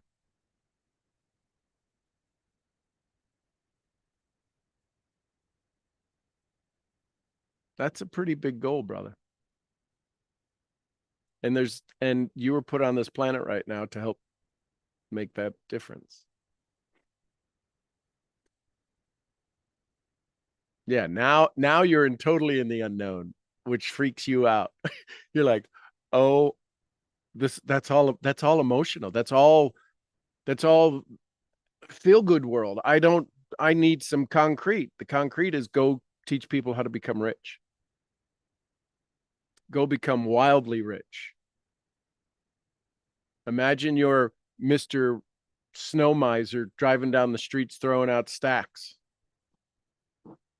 I don't know, whatever it is, but you just get to go change the fate of your country. That's a little bigger than I'd like a Mercedes.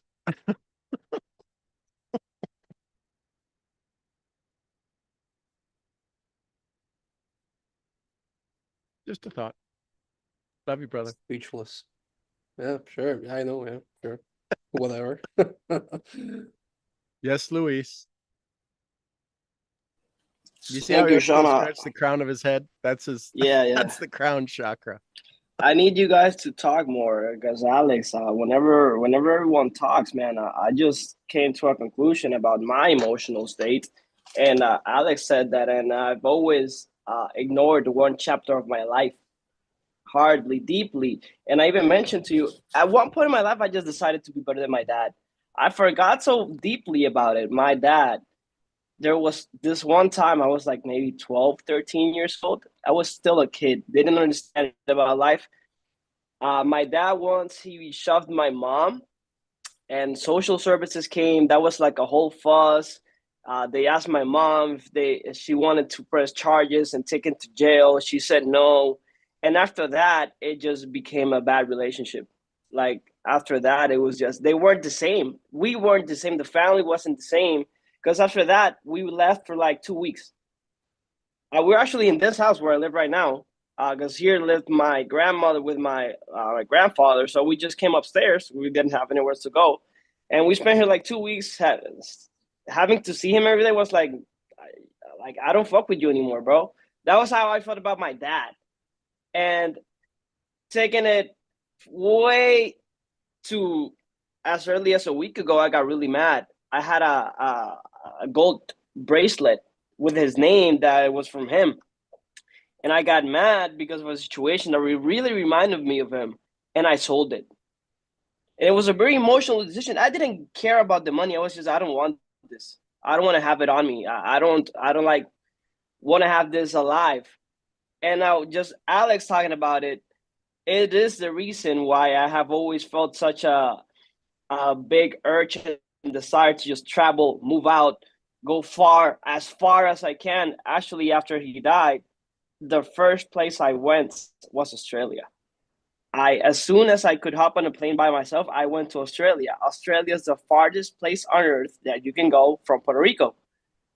And I didn't connect the two lines, but now while Alex was talking, I was like, yeah, this is where this like hatred from my dad really started. And that's what started me on, yeah, I'm going to be a millionaire. I'm going to be rich. I'm just going to be able to go where I want, when I want, buy whatever I want. Because in that time, in that moment, I felt very powerless. Because I was like, if I had the money, bro, I would just buy a house right now. Mom, come on, let's move out. Let's forget about this. Let's just buy a house and move out. But I couldn't do that. And Sean, yesterday I had a meeting with my boss. I sold a client, a very big client, like 2 weeks ago. It was a 15K deal client. And I was like, wow, man, this is my biggest deal that I have done on one of my own sales in 3 years that I have in this business. And that was like a victory. And during that conversation, my client tells me, oh, I have a villa in Dorado. And not in Dorado, somewhere even more exclusive. It's in Rio Grande, in Rio Mar. You have to know about that, Sean. So this guy, he has a cul-de-sac property, but this is the very rare and exclusive thing about it. It's inside the Gulf Estates villas. That's $5 million properties. He has a land there with nothing on it, on a cul-de-sac. His neighbor's house is worth $5 million. And he's talking to me about this. And I'm saying, oh, I used to be a realtor in New York. He said, oh, I'm actually wanting to sell this land. The owner from the company working said a week prior, oh, my childhood dream has always been to build a house in a cul-de-sac because when I was a kid, I was raised in a cul-de-sac. And in that moment, I called him immediately. And I said, you will not believe what I just heard. This guy's a millionaire. He wants to buy property. He wants to buy a cul-de-sac. And I called him and I exactly said this to him. Ariel, I have an opportunity opportunity for you. If I could, I would buy this myself, but I don't have the money. So I have to tell you, so at least you can do this. You have to. This is a dream. Nobody knows about this. Is an off-market opportunity.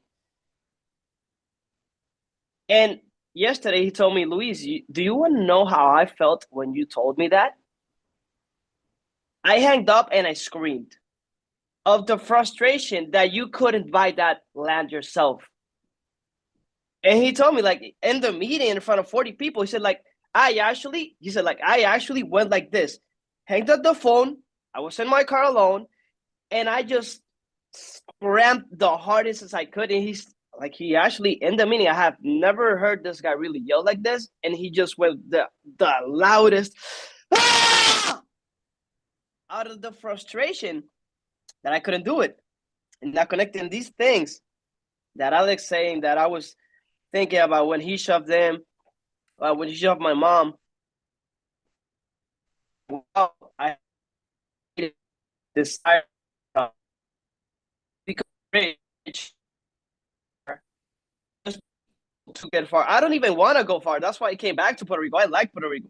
I just like having the possibility of going to Dubai. Oh, Alex, bro, I like you. Let's go hang out this weekend. I'm going over to Serbia.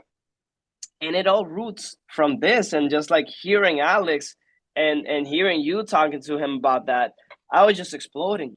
I was like, wow, I have really forgotten about this. And it is to a point where there's a guy around my street. He has a really bad relationship with his family. He's always screaming. He's 3 houses away, and I hear him scream at his kids from my house with everything shut. And it always like gives me such a rage inside that I've even wanted to call the police. But I just think about the kids. I think about where I was in that time, and the trauma that I created within myself that I forgot, that it was so traumatic that I'm not gonna deal with this. I'm just completely gonna forget about it. This doesn't exist.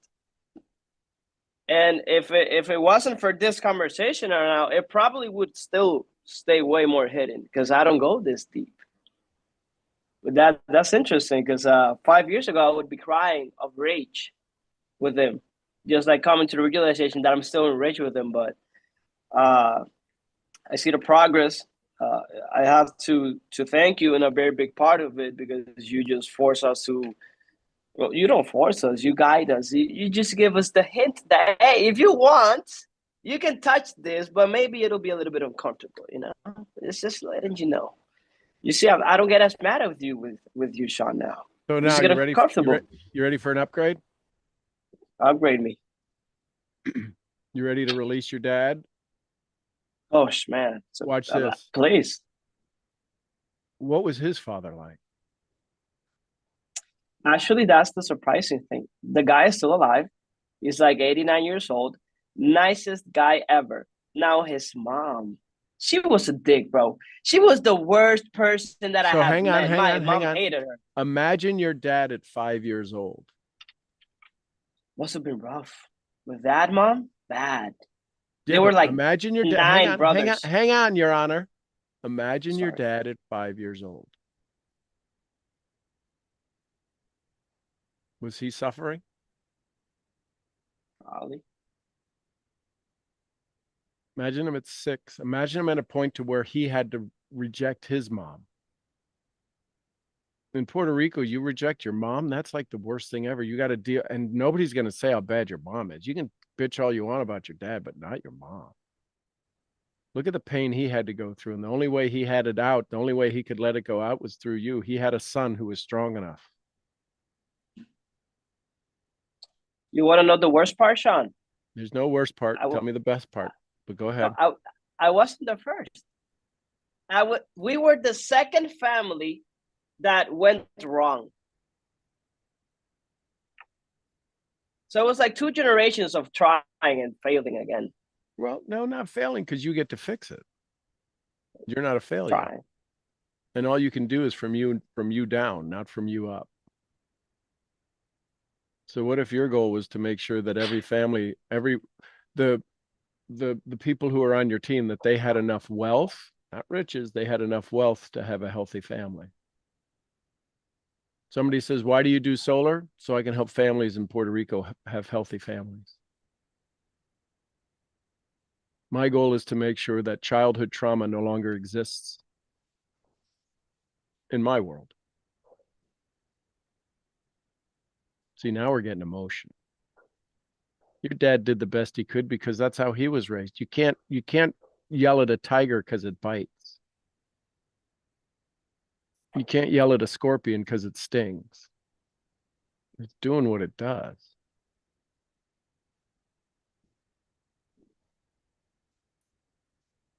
And at the moment you realize that's just the tiger that scratches and the scorpion that stings, I can deal with that. I understand the rules.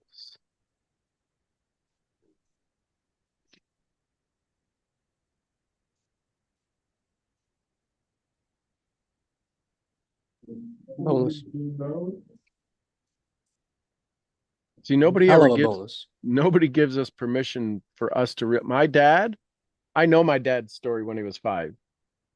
He had a scooter that he had made out of a literally it looked like a scooter that you would see on Little Rascals, made out of a pallet, so it was wood and it had wheels, and he jumped over this thing. He made a ramp and he jumped over something and he broke his arm. You know what his dad made him go do after they came back from the hospital? With his good arm, take an axe and chop up his scooter.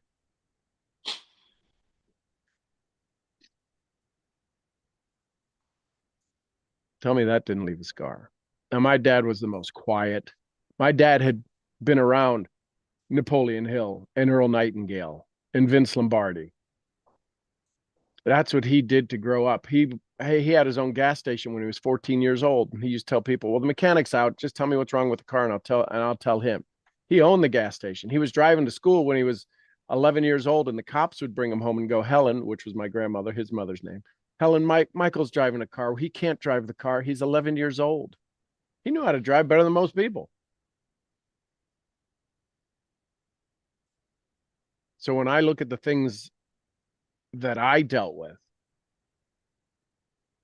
it kind of stopped at my dad. My dad gave me a starting point. Some of you, it hadn't stopped at your dad or your parents.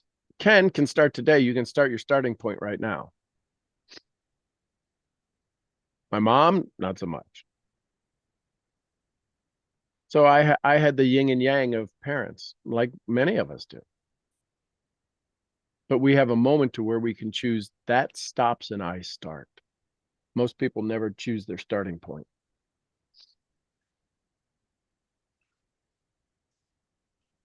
And it's emotional because now, as soon as you decide you're starting, you are on your own, Skippy or Skipette.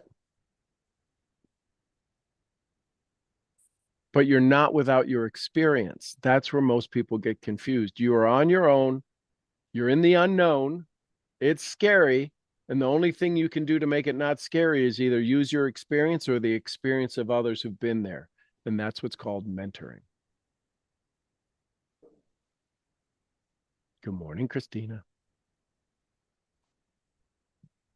Good morning, Sean.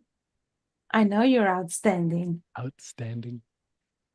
Look Even what I more got. outstanding. What'd you get? Look, Oh, yeah. Yeah, baby. I got it. I love it. So I'm gonna get reading of it on it.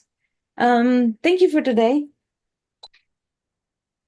I decided on Monday that I'm gonna change or that I'm improving what I'm doing. I had a conversation with Marina Worry.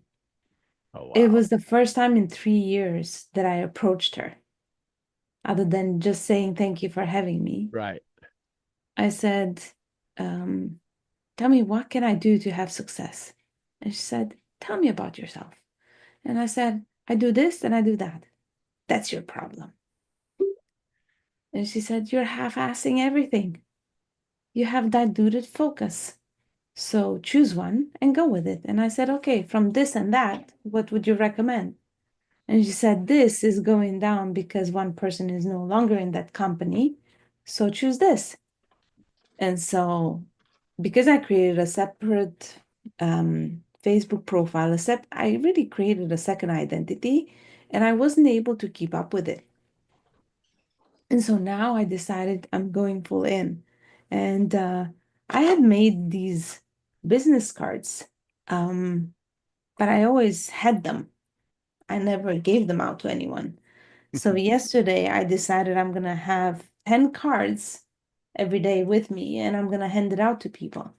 Well, I didn't out 10, I just handed out two. But for me, it's breakthrough. It's a breakthrough because I just said, listen, my friend challenged me to give out 10 cards. Can you be my first one? And so I handed out two. So that's a start. So So guess what you get to say every day? You get to say that same thing. Could you be my first one? Could you be my second one? Every day you get to, my friend challenged me to hand out 10 cards. They don't know that you've been doing it for 6 months, right? Every Yeah. day you get to start anew. And it gives people this presence of being a part of something fresh and recent. And I'm okay to be, hey, listen, I want you to be in my top 10 giveaway of cards today. I'm still nervous. You be in my top 10. I love that top 10. Yep. Can you be a part of my top 10? Just so you know, you're my first. You're in the top 10.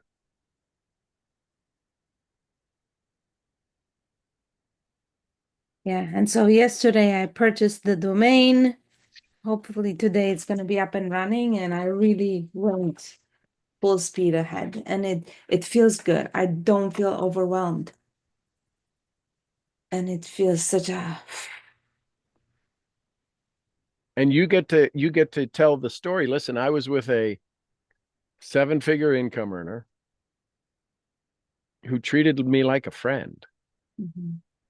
And they just asked me some questions. So if there's anything in your life that you're doing more than one thing, more than your core capacity. Mm. So my father, and well, actually Michelle's dad, and my dad said the same thing, but Michelle's dad used to say, you can't ride 2 horses with one ass. And see, it wasn't the first time that I heard that, Of course. but it just was at the right time. And So this is another possible training you get to do. How many of us have heard the thing before, but it never sunk in? We never felt it.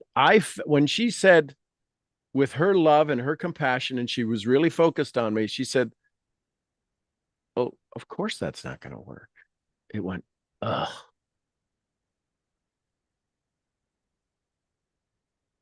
And here's another little, these are all the marketing things popping into my head. I've decided to no longer to be busy, to be profitable.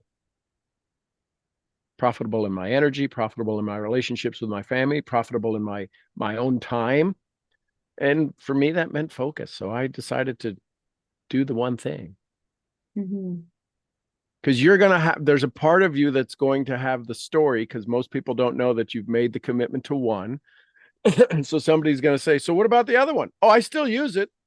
Mhm. I still think it's valuable. But in order for me to give you my best, wouldn't you want me to give you all of me or just half of me? And I decided that, which is scary, that you're going to get everything I got. Because it was real easy for me to go, well, you can have a little me here, a little me there. Now this is all you get. Mhm. So I don't Yeah. think it's any less valuable. I just think it's more, it's easier for me to focus on one thing. Yeah. And I really like the theme from this past weekend, Get Loud. And it's really, I see Diane's comment. She was always loud and proud about the one thing that she's doing. And you could say that this is what she's known for. For me, it was not only was it scattered in my mind, it was scattered. I have confused followers. And so I hope that this is gonna help more people be less confused. And so I started cleaning my Facebook, and it's hard to go back 4 years almost of cleaning everything and hiding and About it. Go forward. Hey, listen, I'm the perfect example of, meaning as you're talking, you can go back and look at my Facebook. I was this, I was that, I was this. If you're coming to the steakhouse, you get steak. We might offer fish, but you're when you come to me, you're going to get clean, clear message. Mhm. You're going to know what I do. Hmm. And so when somebody goes, how did you get so, go back and look at my Facebook. You want to see confusion after December 13th? Go back and look at everything before December 13th. Confusion. Yeah. Love it. Okay. Thank you so much. You're And welcome. congrats on the book. Love it, love it, love it. Anyone else? Last thoughts, comments, questions?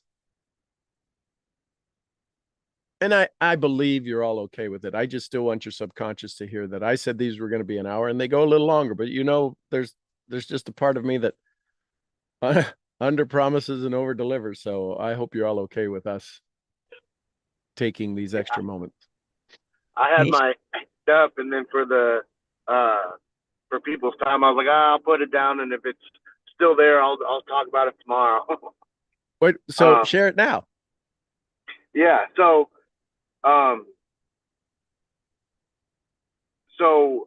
you know, my story since I've started the journey with you, Sean, you know, I've doubled my income 100% of my income twice.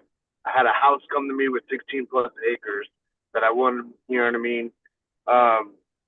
And so, so now my goal is 1,000 times. And the reason why I'm able to think of that is because if I'm, for lack of a better term, half-ass my brain work, or, you know, I've been doing it part-time and I've been able to do it 100 times twice and get a house with 16 plus acres, what's 1,000% if I'm full-time? And the other thing to that is, I put it in the comments that I've sort of like the competition that Luis was having with his father subconsciously. I've conjured a competition with my uncle because my father passed away a decade ago. But I've looked for the most successful person in my eyes that I know immediately, which would be my uncle, and has been working on surpassing him. And with the thought process of it has to be work, you know, put your hands on the iron. Well, I'm interested to find out what that looks like when I let that go. Whether that's trading, whether that's, you know what I mean? Because I was in trading, I was in all that stuff, but it felt like it was cheating. It felt, you know what I mean? I think about winning the lottery, but that feels like cheating. So it's like I can 1,000 times my income letting go of preconceived notions, letting go of the competition I conjured up myself. So I'm pretty excited. That's emotionally, that's building my own confidence, not getting on top of somebody else to find their confidence or be respected in the way that they're respected, but in my own way.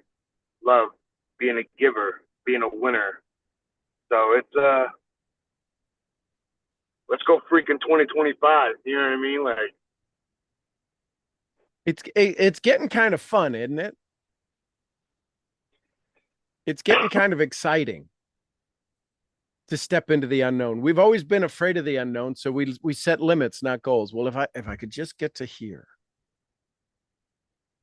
What if part of this, once we get through the 7 levels of just this, right? We're still in session 8. We're still in the why that makes you cry.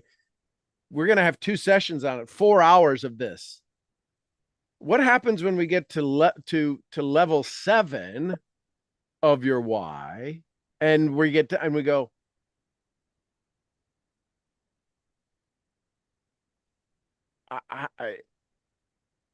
is it okay if I said I could get this done by August? Right? Because listen, you of all people, do you want to know why I believe you're here right now? Do you want to know why I believe you came back, Ben? Not for you, for us. And you came back for us to be a witness that God creates miracles. I got that joy down in my heart. That's what you're here for. I want you to know that. I believe that you came back and you allow me to talk about you in a way that people are like, well, I know Ben was here before. He was here before. You know why Shammy's back? Because she is going to rock this at a level y'all haven't seen her yet. She said a couple of things today, and I love hearing her voice. But you want to know who's going to have some of the biggest breakthroughs? Is the one who's going to just sit back and do the work. And Shammy's that person. I believe that God brought you back to me so that I can show how good God is to you. Listen, I am not the poster child for God. I am a poster child. But he uses the biggest misfits. He uses the biggest misfits. I am the Paul who got knocked off the horse. I'm just telling you. So thank you, Ben. And that was on my heart today, is that you are here to be that inspiration, to be that one who kind of steps in and says, listen, I want 1,000x. Do you think that's 1,000x? Do you think that's hard for God? Absolutely not. No. So we got when we get out of our way, and we become Ray Higdon has become a warrior for God, right? So he's little over a year, have found Jesus and stepped into it and thought drive and push and hard, and he's given sermons now, and he's being asked to preach in different places, and he is all in on God, on Jesus. He is all in, and brought people to God. And I got to tell you, the conversations I get to have with him are just they're short sentences, but they are tomes of information. What was his name? Ray Higdon, right? Rank Makers, all about network marketing, top income earner, all of this stuff. And he had a breakthrough, and he had a lot of people leave because, so now you're just about God. And the thing that we all go through when we say, listen, we mention God, and people are like, well, I think a few things have changed, and some people are going to be mentioning God because it's now the in thing, right? It's okay to say Merry Christmas and all that stuff. My point is that I said to him the other day in a text, I said, hey, thanks for being a warrior for him and standing up for others. And his response was, let's go. When you speak, when it comes to Christ. Yep. He lost a group of people. He can get paid back 1,000-fold. And he has. Yeah. And he has. And when you make a decision to change direction, you're going to get hit by arrows, because you're all firing the arrows in the same way. You weren't going to get hit, but as soon as you turn and go the other way. So I can promise you arrows are coming for all of you, and it may not be, and it'll have nothing to do with faith and you professing God or Jesus or Christianity or anything like that, or even your religion. No matter what, the arrows are coming because you are going against what you thought was who you were in the beginning. And when you start to leave that stuff behind, when you start to put your weapons down, you are going to get attacked, period. End of story, either by yourself or by those around you. And you just have to become comfortable with, isn't that fascinating? Isn't that fascinating? Wow. I didn't know it would happen so fast. And the sooner it happens, the better it is, because you're on your path. If it ain't happening, if you don't feel it, Christina said, it feels, I have focus. It feels great. I understand it. Here's where decision comes in. Decision is the ability to continue to act long after the emotion has faded. This is why it is critical to have your why. You're just absolute. You're an idiot, Sean. I know. Isn't it awesome? What else can I do for you before I go? You're not going to fight me? For what? I'm not spending one amount of energy in a negative state. And I got to tell you about where I've been. I'm telling you where I'm going. Go ahead, AJ. Going to be a good day. Gonna be a good day, Ben. I got the joy. I was just journaling as you talk, because I had a breakthrough right now. This is this is everything. This, I just written it down. This is these 12 words. This is everything that happened in my, this is everything. Make sure other kids don't walk up on their parents crying at night. That is everything that happened in my life ever. And that's that. This is it. So Me when you making feel a little resistance, This is it. is that enough to push you through? Oh yeah. This is everything that happened. The injury, the fact that I made it through, the fact I made probably 1,000 times more money per year than an average person in Serbia. Everything that happened. This is it. This is everything. So be These 12 very words. clear, write down this moment, write down the time, because somebody's going to say, so Alex, when did it all start? December 11th, December 12th, 2 in the afternoon, whatever time it is. I was sitting at a little restaurant. I would take a picture of that table because you may want to buy that table one day. Yep, that's it. You may want to donate. You may want to get a silver. You may want to get a bronze plaque put on that table. I'm just There saying you these go. are odd things. And so when somebody says, so where was it? You can go, do you know the little restaurant down by such and such? Here's the table. Somebody's going to go, because what you're going to do is you're going to give them a chance to know they could have a moment at a table. See, I didn't have a mentor who told me at 14, take a picture of that. It would have been a Polaroid or an Instamatic. Didn't have a phone. That makes sense? So Ben, write it down. I'm sitting in my truck. People think you have to have these moments on top of the Eiffel Tower or some magical moment. We have the magical moments in the mud. We have magical moments in the mud, and we never want to show people where we had the magical moment because we didn't think it was a magical moment. This is a freaking magical moment. We have we take pictures of it. It's called an engagement. When I proposed, we want people to take pictures. We want to show the diamond ring. Well, you've got the diamond ring. You've got the diamond, the gold, the platinum, the silver. It's called ideas. And you've got to remember where these moments were, because if you don't, you will instantly forget them. I can remember, I can tell you the picture of my moment when I said, I will never have another bad day. Sitting on a workbench I made out of 2x4s and plywood, looking at Pooh and Spot, our original dog names, Pooh and Spot. Pooh looked like Winnie the Pooh and Spot was black and white. And I said to them, they were both looking at me because I was in tears, just like Dubby. Hi, Dubby.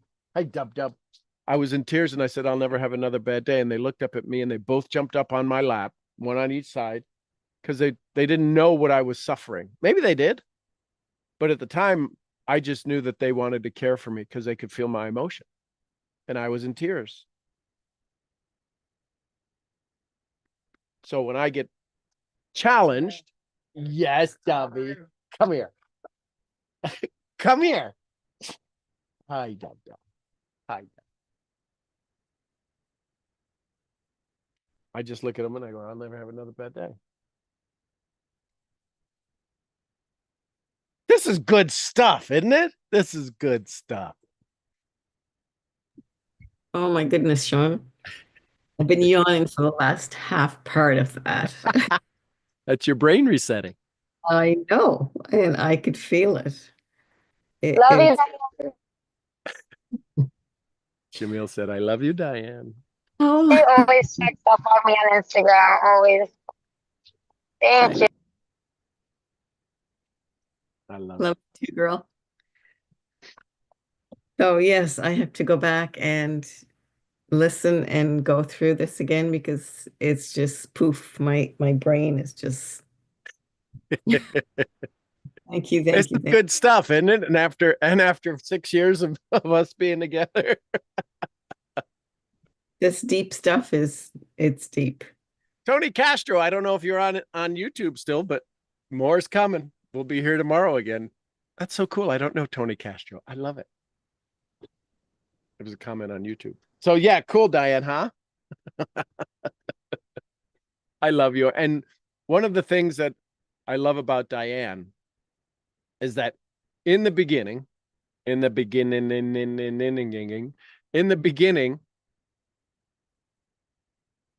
she kind of played in the background.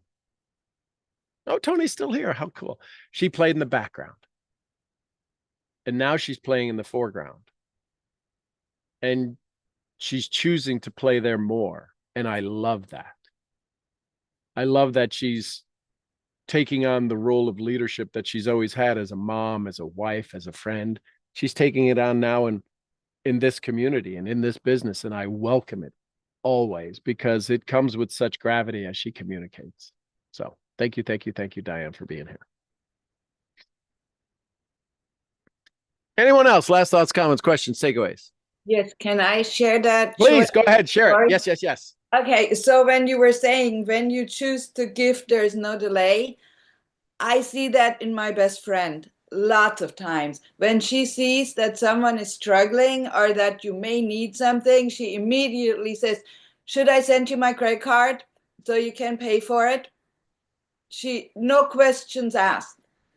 She's a multimillionaire, yes. So it's not a problem. But most people, if I share that with them, they say, why would somebody do that? Well, she loves and cares for others and it makes her feel good. We go out, she always insists to pay for everything.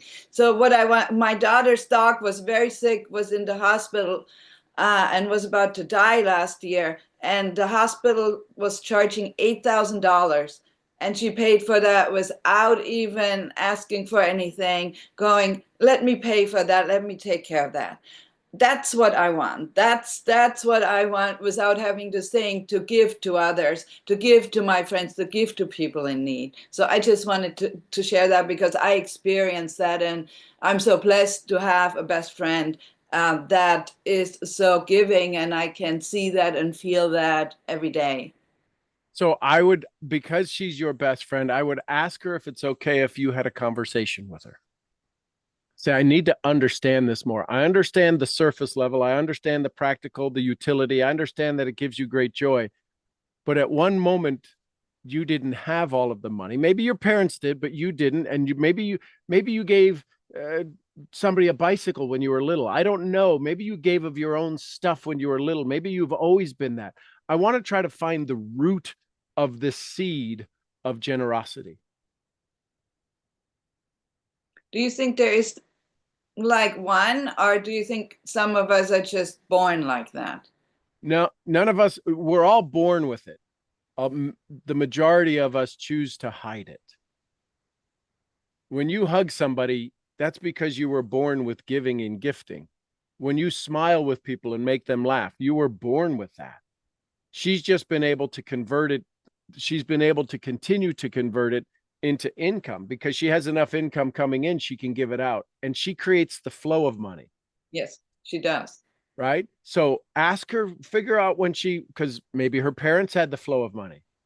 But no, at some point, actually, I don't think her parents did, but she learned from her father. He would buy, she's into buying commercial properties, and her husband did that. But and her father, I think, started doing that. So to the people from Puerto Rico, she's Puerto Rican, but she came over and was brought up in New York, and she moved here to California when I met her 10 years ago, when she hired me to teach her German, and we became the best of friends since then. So I just wanted to also share that she's Puerto Rican, and she just has the biggest heart of anyone. The hard part now becomes because La Isla de Encanto, I lived there for 7 years. If you have spent any time in Puerto Rico, your heart expands. I have been to Puerto Rico, yes.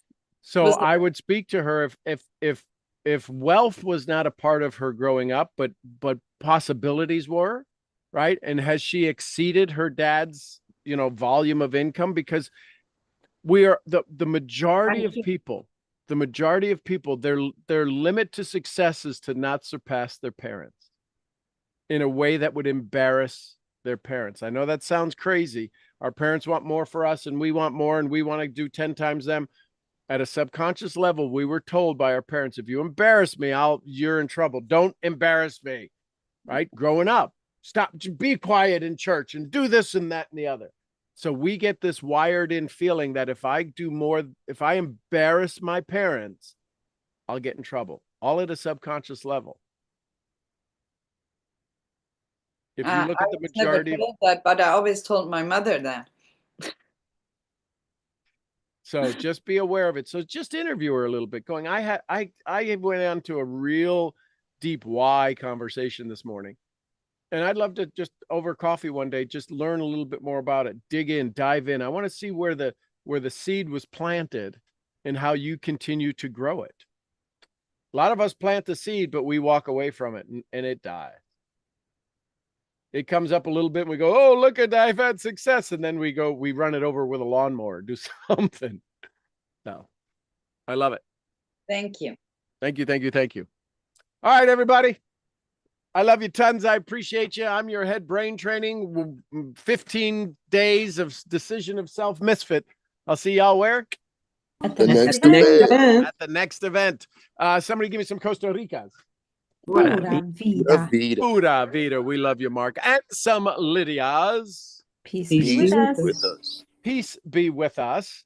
And some queen of possibilities and helping people get to their why. Jessie Lee Ward.